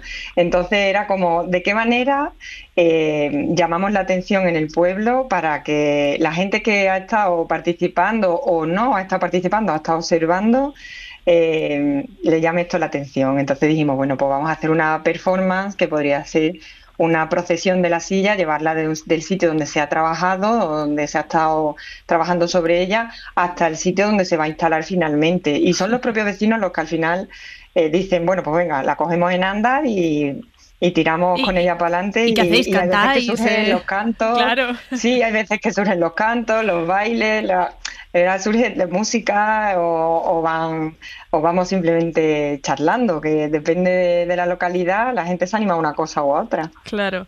Diony está en Magacela, es uno de los vecinos que está esta semana construyendo esa silla que mañana va a procesionar. Diony, buenas noches. Hola, buenas noches. Diony, ¿cómo se está quedando la silla? Está quedando preciosa, la verdad, no puedo decir otra cosa. Han estado Marta, con Ángel, Irene, un montón de gente del pueblo implicada, preparando el cordón del culo de la silla, que es un trabajazo, y la verdad es un gusto sobre todo ver a la gente reunirse para hacer algo en común. Porque a veces los sitios pequeñitos, pues aunque en verano hay más jaleo, el resto del año echamos de menos pues que la gente se junte, ¿no? Porque aunque es un pueblo pequeño, pero ese día a día, ese corre, pues lo tenemos todos igual. Claro, he visto, Diony, que en algunos pueblos, mientras se iba construyendo esa silla gigante, la iban rodeando sillas de la gente del pueblo que salía ahí, como iba a ayudar, pues se sacaba ya que estaba la silla, entonces había charlas al fresco alrededor de esa silla gigante. ¿Eso está pasando en Magacela? Aquí mañana va a haber un momento muy especial porque Magacela tiene una orografía muy particular, es un paraíso con un montón de restos de todas las épocas, y hemos trabajado en la parte de arriba y la parte de abajo. Hay un castillo con una arquitectura adaptada a la ladera, pero lo de mañana por la noche pues va a ser una especie de fiesta en la que la gente va a aportar cántaras de las que se conservan en todas las casas, en los doblados, para llenarlas en el pilón y hacer un mural pintando con barro, con el barro que además se va a ir a recoger mañana por la mañana a la sierra, con gente que desde el pueblo, Antonio, y obviamente con la colaboración de Ángel en todo momento, el alcalde, y ha ido participando y aportando información. Se ha hecho un grupo de WhatsApp y ha sido muy, muy bonito, que toda la gente del pueblo que estaba en el grupo ha empezado a aportar fotos de sus cántaras, porque la alfarería en Magacela se perdió, desapareció. Pero hay un bagaje tremendo y toda la gente conserva esas cántaras, que ha sido un poco el motivo que se decidió en la reunión con Marta, con Ángel y con todos, se consensuó. Claro, o sea que al final esta excusa de hacer esa silla de 3 metros de alguna forma os ha unido todavía más en Magacela. Sí. ¿Tú solías salir a tomar el fresco? Sí, lo que pasa que, claro, donde nosotros vivimos, en la parte de abajo de los cercones, es un poco particular, porque digamos que es una zona donde estás dentro de casa y estás un poco en la calle, porque son corrales grandes, ¿no? Pero sí, nosotros aquí lo de salir a cenar por la noche fuera y hacer vida en el patio es necesario, porque las casas de pueblo tienen mucha inercia térmica, por el día en verano se caldean mucho y hay que salir a la calle y hay que abrir la casa entera. Claro. Diony, no sé si ahora piensas que esa silla que se va a quedar ahí en el centro os va a obligar de alguna forma a no olvidaros de esta tradición, a salir cada verano, porque tendréis esa silla que os lo recuerde. Sí, por supuesto, y además yo creo que solo estos días que estamos pasando con los coordinadores del proyecto, con la gestión que se está haciendo desde el pueblo, con toda la participación de la gente, yo creo que nos deja un recuerdo muy, muy, muy bonito y acerca a todo el mundo a que no se pierda esa cultura tan rica y tan maravillosa que tenemos en todos los pueblos de nuestro país. Marta, ahora mismo están en Magacela, pero creo que este año habéis escogido 3 pueblos. El año pasado fueron también 3 o 4. ¿Pensáis el año que viene volver a repetir experiencia con otras localidades? Sí, es la intención. El año pasado estuvimos en 2 pueblos de la provincia de Cáceres y 2 en la provincia de Badajoz. Este año estamos repitiendo en 2 de la provincia de Cáceres y Magacela, que es de la provincia de Badajoz. Como estos proyectos los hacemos con unas ayudas que tenemos para proyectos artísticos y culturales de las diputaciones de ambas provincias, pues son proyectos de continuidad en realidad. La idea es seguir y ir haciendo sillas nuevas y llegar a nuevos sitios, a nuevas localidades. Qué bonito pensar en recorrer Extremadura, ir encontrando una silla gigante de 3 metros de altura diferente en cada pequeño pueblo. Pues Marta del Pozo, Marta Morales y Diony, muchísimas gracias por haber estado esta noche en El Faro. Gracias a ti. A ti, Julia. Muchas gracias. Un abrazo. Gracias a vosotros. Un abrazo. Y ya tengo por aquí a Irene sentada en su silla, no tan chula como la que tienen en Magacela. No, desde luego. ¿Qué tal? Buenas noches. Buenas noches. Venga, para adelantar el tema del lunes. El Faro revés. Revés. Hombre, es un tema muy de lunes. No, total. ¿Te levantas los lunes siempre del revés? ¿Sabes hacer el pino puente, la voltereta lateral, derivados? Yo nunca. ¿Qué tal se te da jugar al tenis? Si no lo juegas, lo ves. ¿Quién es tu tenista favorito? ¿Dirías que eres bueno en el revés? ¿Quién es tu tenista que hace el mejor revés para favorito? Ti? Sí. ¿Alguna vez has salido de casa con la camiseta del revés? ¿Habrá alguien que no haya salido alguna vez con la camiseta del revés? Creo que lo hemos hecho todos, ¿no? Sí. ¿Sabes que además a mí de pequeña me decían que era una señal de que te iban a hacer un regalo? ¿Y te lo hicieron? No, nunca funcionó. ¿Tienes ropa reversible o tú la haces reversible? ¿Te consideras una persona optimista? ¿Cómo afrontas los reveses? ¿Quién te puso la vida del revés? Pero en el buen sentido. O en el malo. No, en el bueno. ¿Vives al revés, como nosotras? ¿Eres de los que trabajan de noche y duermen de día? ¿Qué tal lo llevas? Porque puedes vivir del revés por elección propia o porque te ha tocado. ¿Qué tal lo llevas? Cosas a las que le darías una vuelta. A la actualidad política, por ejemplo. O, bueno, en general, que si crees que el mundo está del revés, sí, un poco sí. Esa es una buena. Le puedes dar la vuelta más allá de la actualidad, le puedes dar la vuelta, te gustaría darle la vuelta a tu trabajo, a tu vida personal, a cualquier cosa. A las vacaciones y que empiecen otra vez. Esa es una muy buena estrategia. ¿Has visto Del revés, la peli de las emociones de Pixar? ¿Eres de los que cuentan las historias del revés, que siempre empiezan por el final? Pues el lunes, El Faro revés. Y ahora viene un gato pardo, que yo creo que está muy bien escogido. Ahora explicaremos por qué, pero tiene mucho que ver con esta palabra, con seco. Y es una conversación de la que luego en redacción hemos hablado muchas veces, de este invitado. Así que vamos a escucharlo.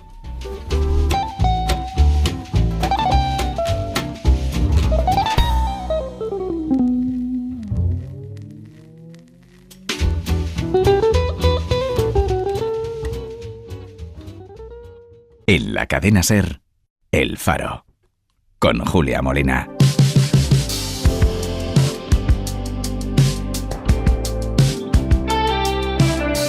Para este Faro seco, nuestra elección de gato pardo ha sido Miguel Delibes de Castro, el hijo del escritor Miguel Delibes, una de las máximas autoridades en biología en nuestro país y precursor del ecologismo político en España. Cuando vino a El Faro nos alertó de los peligros de lo que en Occidente llamamos progreso, que ya no es sostenible y que está dejando al planeta seco de recursos. Vamos a escucharlo.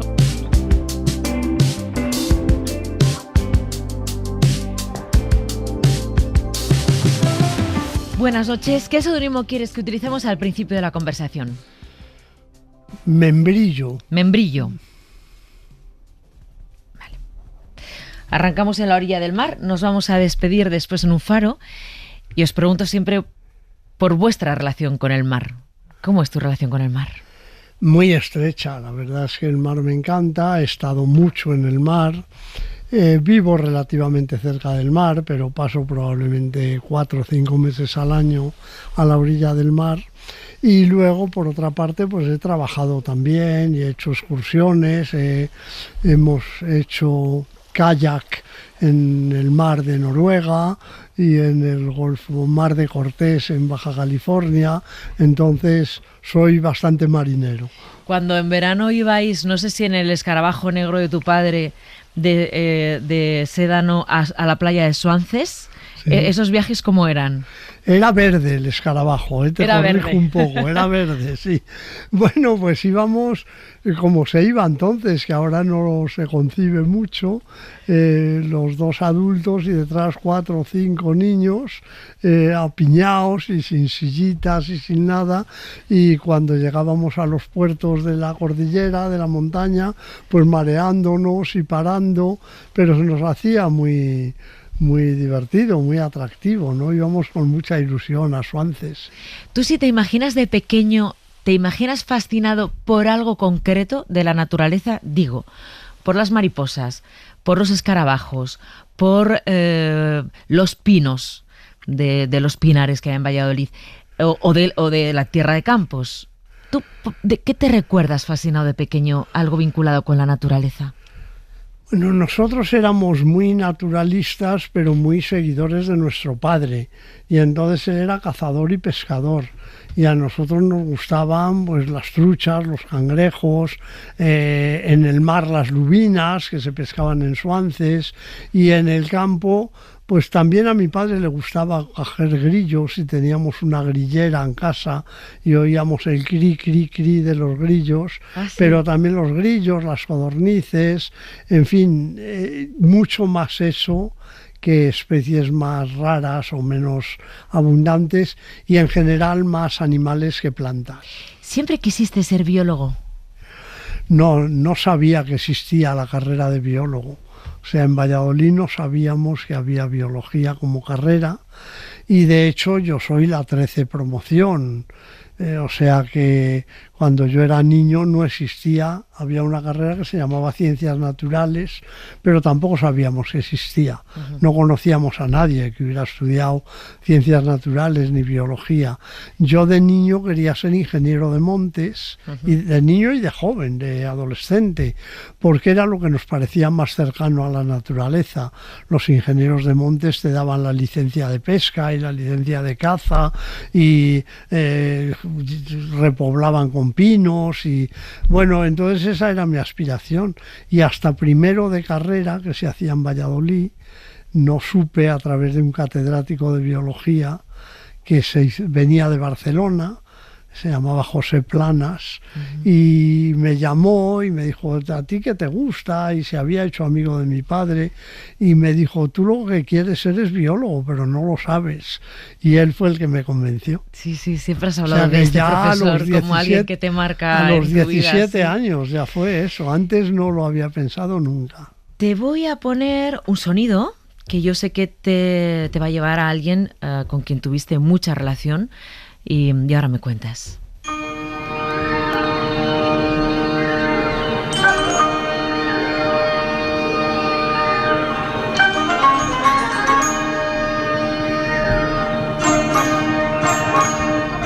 Amanece en cualquier agreste serranía de la mitad sur de la península ibérica. Se retiran los cazadores de la noche. Inician la jornada de caza los depredadores y carroñeros diurnos.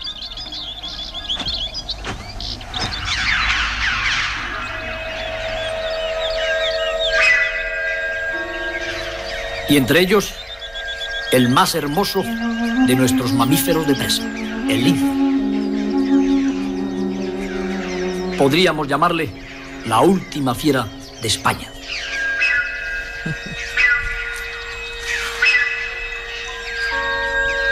El gran gato acaba de dejar el lugar secreto donde ha pasado parte de la noche. Desciende siguiendo su campeo hacia la umbría, donde tratará de dar alcance a sus presas más frecuentes, los conejos. ¿Qué le enseñó Félix Rodríguez de la Fuente a Miguel Delibes de Castro? ¿Qué te enseñó Félix Rodríguez de la Fuente o qué aprendiste con él o qué relación tuvisteis? Tuvimos mucha relación porque trabajamos 3 años juntos para hacer la enciclopedia Salvat de la Fauna. Que yo la tenía. Salvat sí. Había alquilado un chalet en el barrio del Viso, que también le servía en la parte de abajo de oficina, de distribución y de más comercial, pero la parte de arriba del chalet era solo para los que hacíamos fauna, y ahí íbamos a diario y Félix iba muchos días, siempre que no estaba de viaje. Y entonces establecimos muy buena relación, yo creo que nos teníamos mucho aprecio mutuo, pero particularmente a mí me enseñó cómo contar las cosas. O sea que al principio me corregía mucho y luego lo acabé haciendo bien, pero él tenía su técnica de no solo esa facilidad de expresión y de esa entonación tan característica, sino también decía, hay que empezar pues un poco como Alfred Hitchcock, ¿no? Presentando como un problema, una intriga, aunque sea muy pequeñita, y luego ir dejando pistas, pero hasta el final no hay que resolverlas para intentar captar la atención y cosas de estas. ¡Ah, qué ¿no? bueno! Claro, y esto, claro. Sí, sí. Pues lo aprendí con él, y luego estuve 3 años escribiendo fascículos de animales, con lo cual pues me solté mucho a escribir, claro, ¿no? Es un poco la traducción del lenguaje académico a un lenguaje popular, a que la gente lo entienda, a que lo entienda como las historias que tienen que ver con nosotros. Sí, en mi caso fue un poco al revés, porque yo no era científico, yo no era nada académico. Fue el mismo día que acabé la carrera, el día que hice el último examen, recibí la llamada de una secretaria de Rodríguez de la Fuente para ofrecerme trabajar con él. Y pensé que era una broma, porque claro, esa coincidencia cuando acabas la carrera que dices, ¿y ahora qué hago, no? Y bueno, yo era pues una persona sin preparación ni académica ni de comunicación. Y él me enseñó más la manera de comunicar a la gente normal, ¿no? Y luego eso me fue muy útil también en la vida académica, porque en la vida académica también hay que convencer de tus argumentos a los que te leen. Y esto, si lo cuentas bien, es más eficaz que si lo haces mal, ¿no? ¿Por qué Miguel Delibes de Castro se ha puesto Membrillo de seudónimo? Bueno, cuando me has dicho que había que poner un seudónimo, he pensado, a ver, un nombre de Doñana. Y supongo que porque mi hermana Camino, hace poco tiempo, unas horas, me ha regalado una fuente con membrillo que ha hecho en su casa, pues me he acordado del Lucio del Membrillo. Se me hace la boca agua. El Lucio del Membrillo es una laguna en Doñana que ha estado seca muchos años porque no llovía, y ahora cuando ha llovido en octubre ha cogido agua. Y le llaman Membrillo, parece porque el nombre venía de lebrillo, porque brillaba. Miguel, te he traído el sonido de Doñana.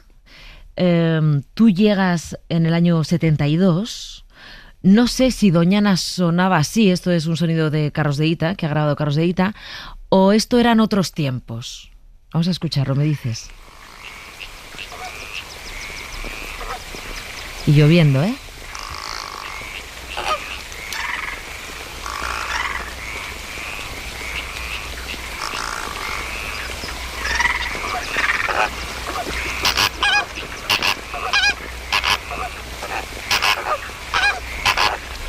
A mí me gustan mucho los paisajes sonoros de Carlos de Ita porque lo oigo mucho mejor que en la realidad.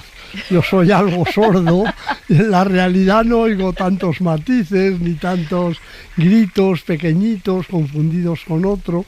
Y en cambio cuando me pongo como aquí a oírlo con un buen volumen y todo eso suena más bonito que la realidad. Pero bueno, lo que me preguntabas... Sí, cuando llegas a Doñana hace tantos cuando años, yo llegué 70. a Doñana era más o menos así, casi todos los años. Es una marisma llena de agua, llena de vida, donde están los flamencos y los ánsares y los patos y las gallaretas, vamos, las pollas de agua y las ranas, y todos haciendo ruido, y es un invierno donde está lloviendo, un otoño, un invierno, principios de primavera, de una marisma llena de agua. Eso en los últimos años no ha sido así, en los últimos ya 10 o 12 años no ha sido así, y Doñana no está en buen estado porque llueve poco, se inunda poco, se extrae agua y permite que se inunde menos, y entonces vienen muchas menos aves migratorias y es difícil oír esa algarabía de sonidos que hemos escuchado ahora, ¿no?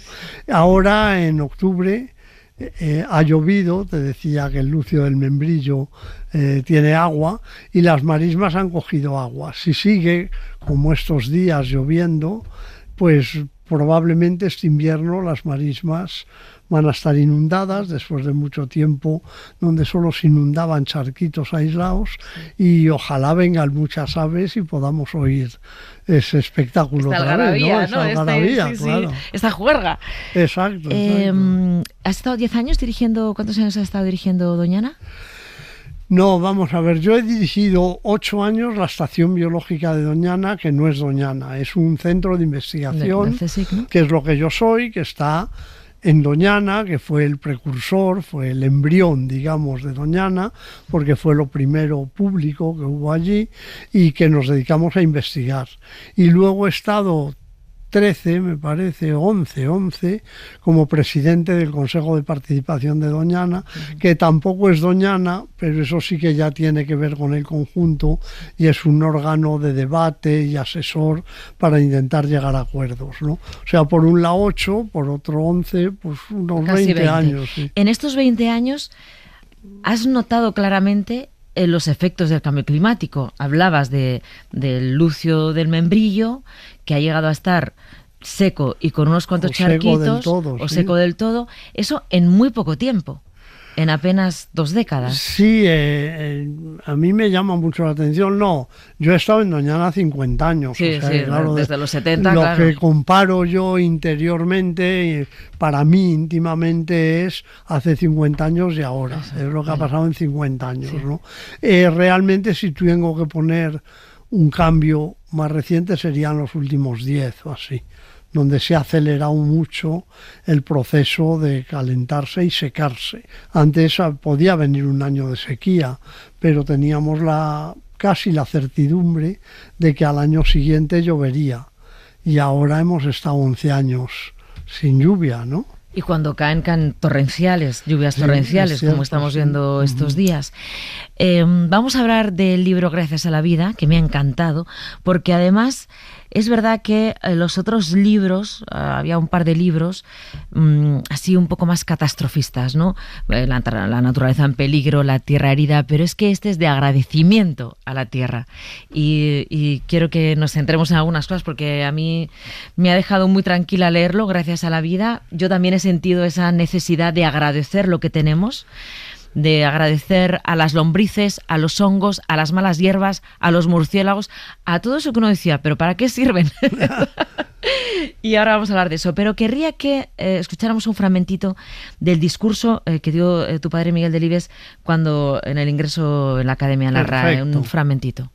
Mis personajes hablan poco, es cierto, pero no son asociales, insociables ni insolidarios, sino solitarios a su pesar.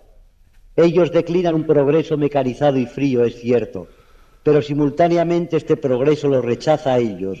Un progreso competitivo, donde impera la ley del más fuerte, dejará ineluctablemente en la cuneta a los viejos, los analfabetos, los tarados y los débiles. De esta manera son muchas las criaturas y pueblos que por expresa renuncia, o porque no pudieron, víctimas de un desarrollo tecnológico implacable, han dejado pasar el tren de la abundancia y han quedado marginados. Porque si la aventura del progreso, tal como hasta el día la hemos entendido, ha de traducirse inexorablemente en un aumento de la violencia y la incomunicación, de la autocracia y la desconfianza, de la injusticia y la prostitución de la naturaleza, de la explotación del hombre por el hombre y la exaltación del dinero, en ese caso yo gritaría ahora mismo con el conocido protagonista de una canción americana: que paren la tierra, quiero apearme. Año 75.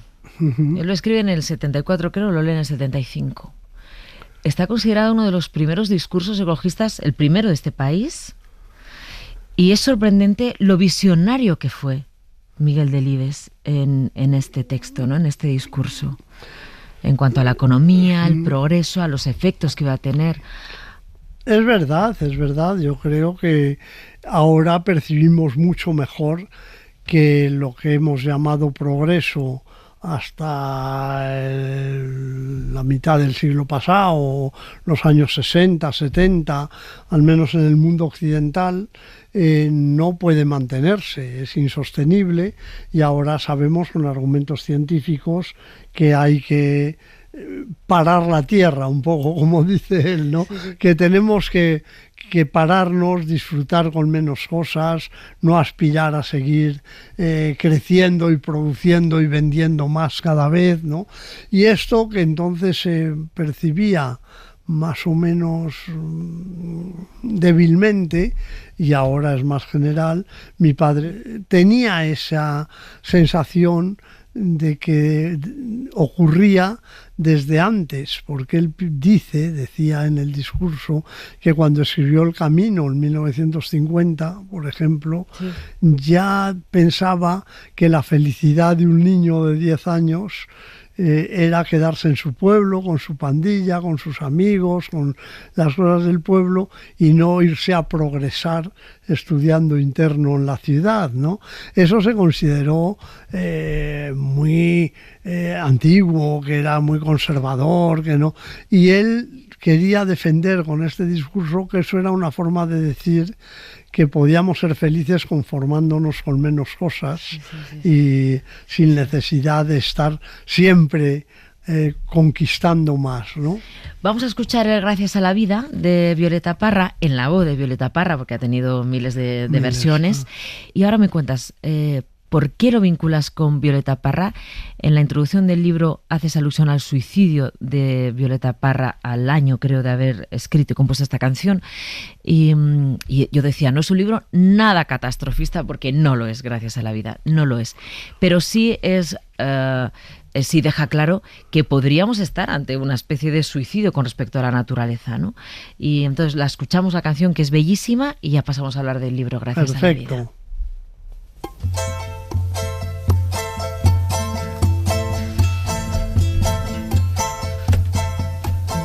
Gracias a la vida que me ha dado tanto, me dio 2 luceros que cuando los abro perfecto distingo lo negro del blanco, y en el alto cielo su fondo estrellado, en las multitudes del hombre que yo amo.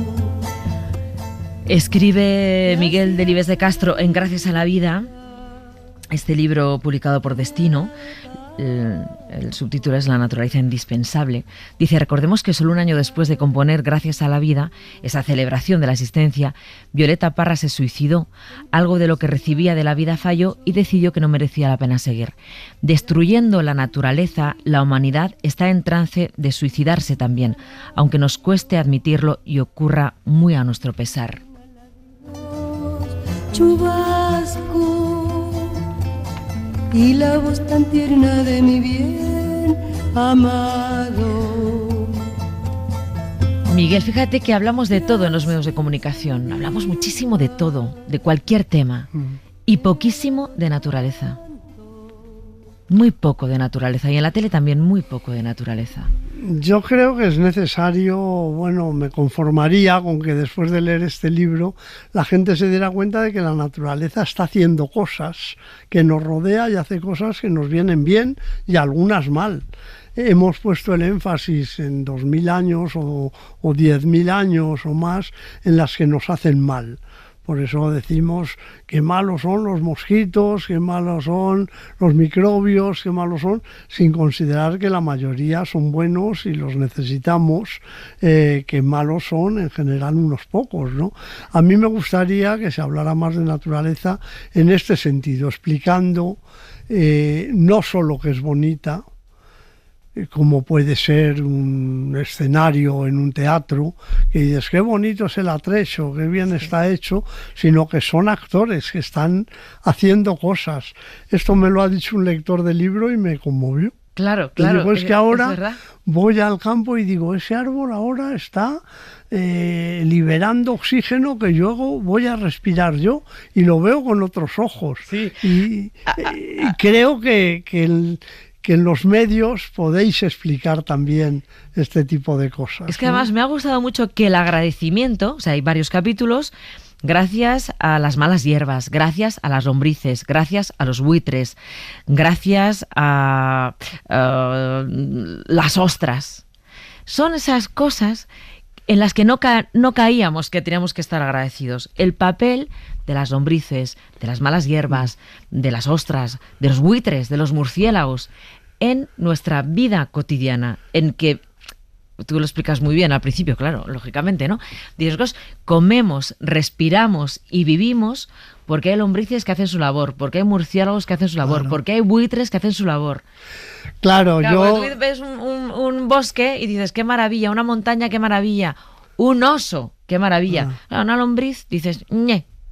Bueno, eso es, no sé si un poco trampa, no sé si es un poco trampa de escritor, pero claro, yo sabía lo que quería contar, que obtenemos medicamentos de la naturaleza, que el suelo es fértil y nos da de comer porque está vivo, que alguien tiene que descomponer lo que cae al campo, porque si no, si dejamos que lo hagan solo los microbios, habrá más microbios malos, que son los que viven en la descomposición, ¿no?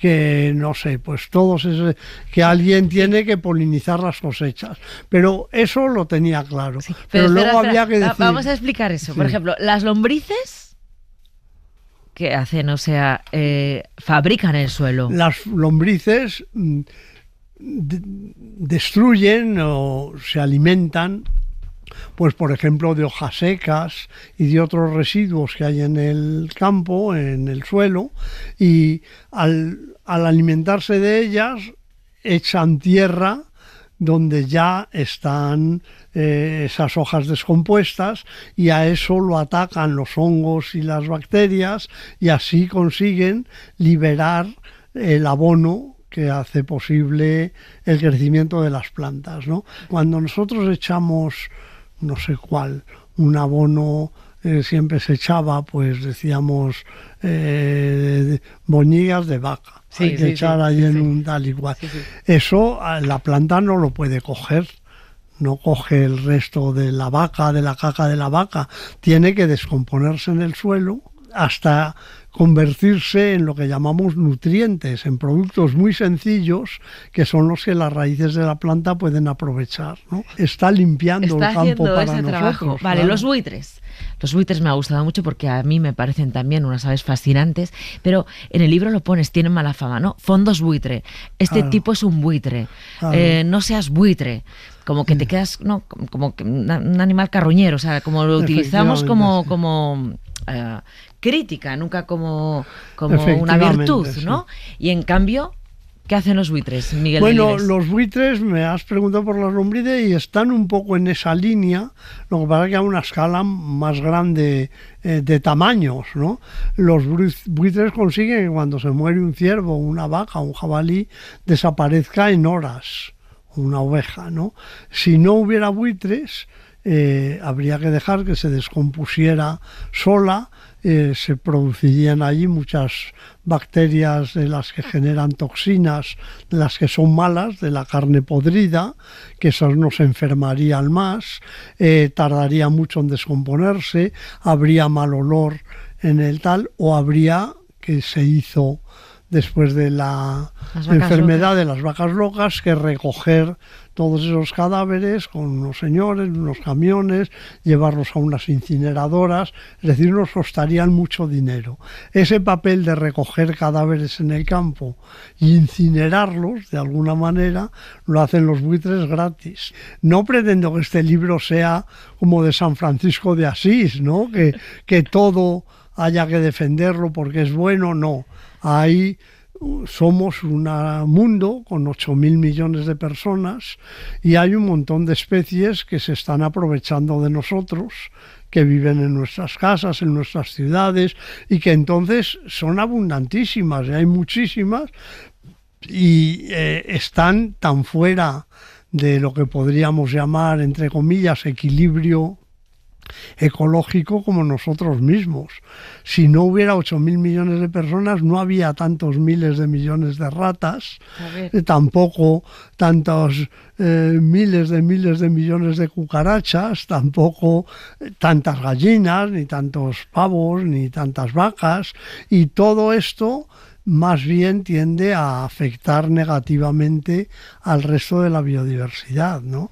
Entonces las ratas, aparte de que han llegado aquí de fuera, no son las ratas urbanas, me refiero, ¿no? Las de ciudad, sí. Sí, y que crece, medra, sobrevive gracias a que nosotros le damos de comer, le damos refugio, le damos calorcito, porque viven las alcantarillas, viven las... De las ratas solo nos gusta la novela de Delibes. Bueno, muchas esas eran ratas de agua, que esa es otra cosa. Y es verdad que este libro lo escribiste porque, no sé esa historia cómo es, ¿habías hablado con tu padre de escribir algo juntos? ¿Cómo es esa historia? No, la historia es que cuando hicimos juntos La Tierra Herida, que fue un libro que publicamos hace 20 años, mi padre se ponía, que era hombre muy sensible, se entristecía mucho de que se perdieran los pájaros, los peces, pero no le parecía que fuera grave.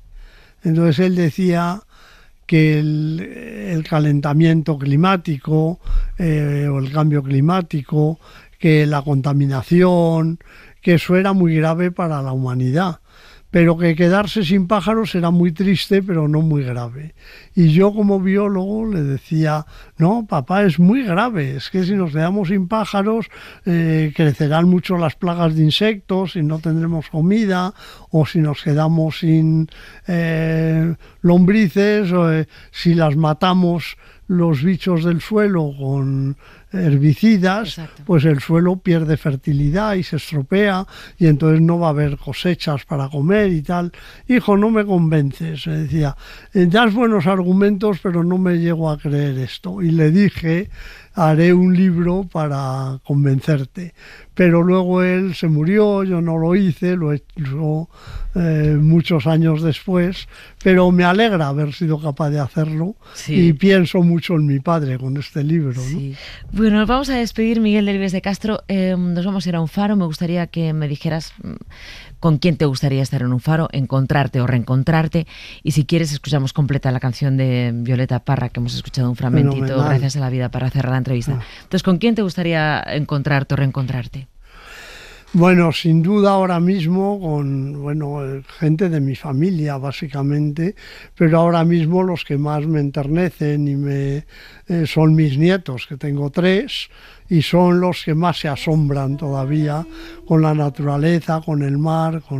Cuento a menudo de mi nieta de Sevilla, que tenía entonces 3 años, casi 4, llovió mucho un día, se inundaron sus columpios y la bajé de la mano a verlo y me miró asombrada y me dijo, es agua salada, porque le parecía al mar, ¿no? Esa fascinación de los niños, que les puedes contar historias, que me piden, abuelo, cuéntanos historias de piratas, y siempre empiezan y acaban en el mar, pues son las que con las que sueño ahora, ¿no? Miguel Delibes de Castro, muchas gracias por haber venido. Muchísimas gracias a vosotros, ha sido un placer. Me ha dado el oído que en todo su ancho. Con esta charla interesantísima nos despedimos hasta el domingo, que volveremos con el Faro Dominguero, y el lunes con la palabra revés. Así que disfrutéis el fin de semana. Chubasco y la voz tan tierna de mi bien amado. Gracias a la vida que me ha dado tanto, me ha dado el sonido y El Faro, con Julia Molina. Cadena SER. Para no perderte ningún episodio, síguenos en la aplicación o la web de la SER, Podium Podcast o tu plataforma de audio favorita.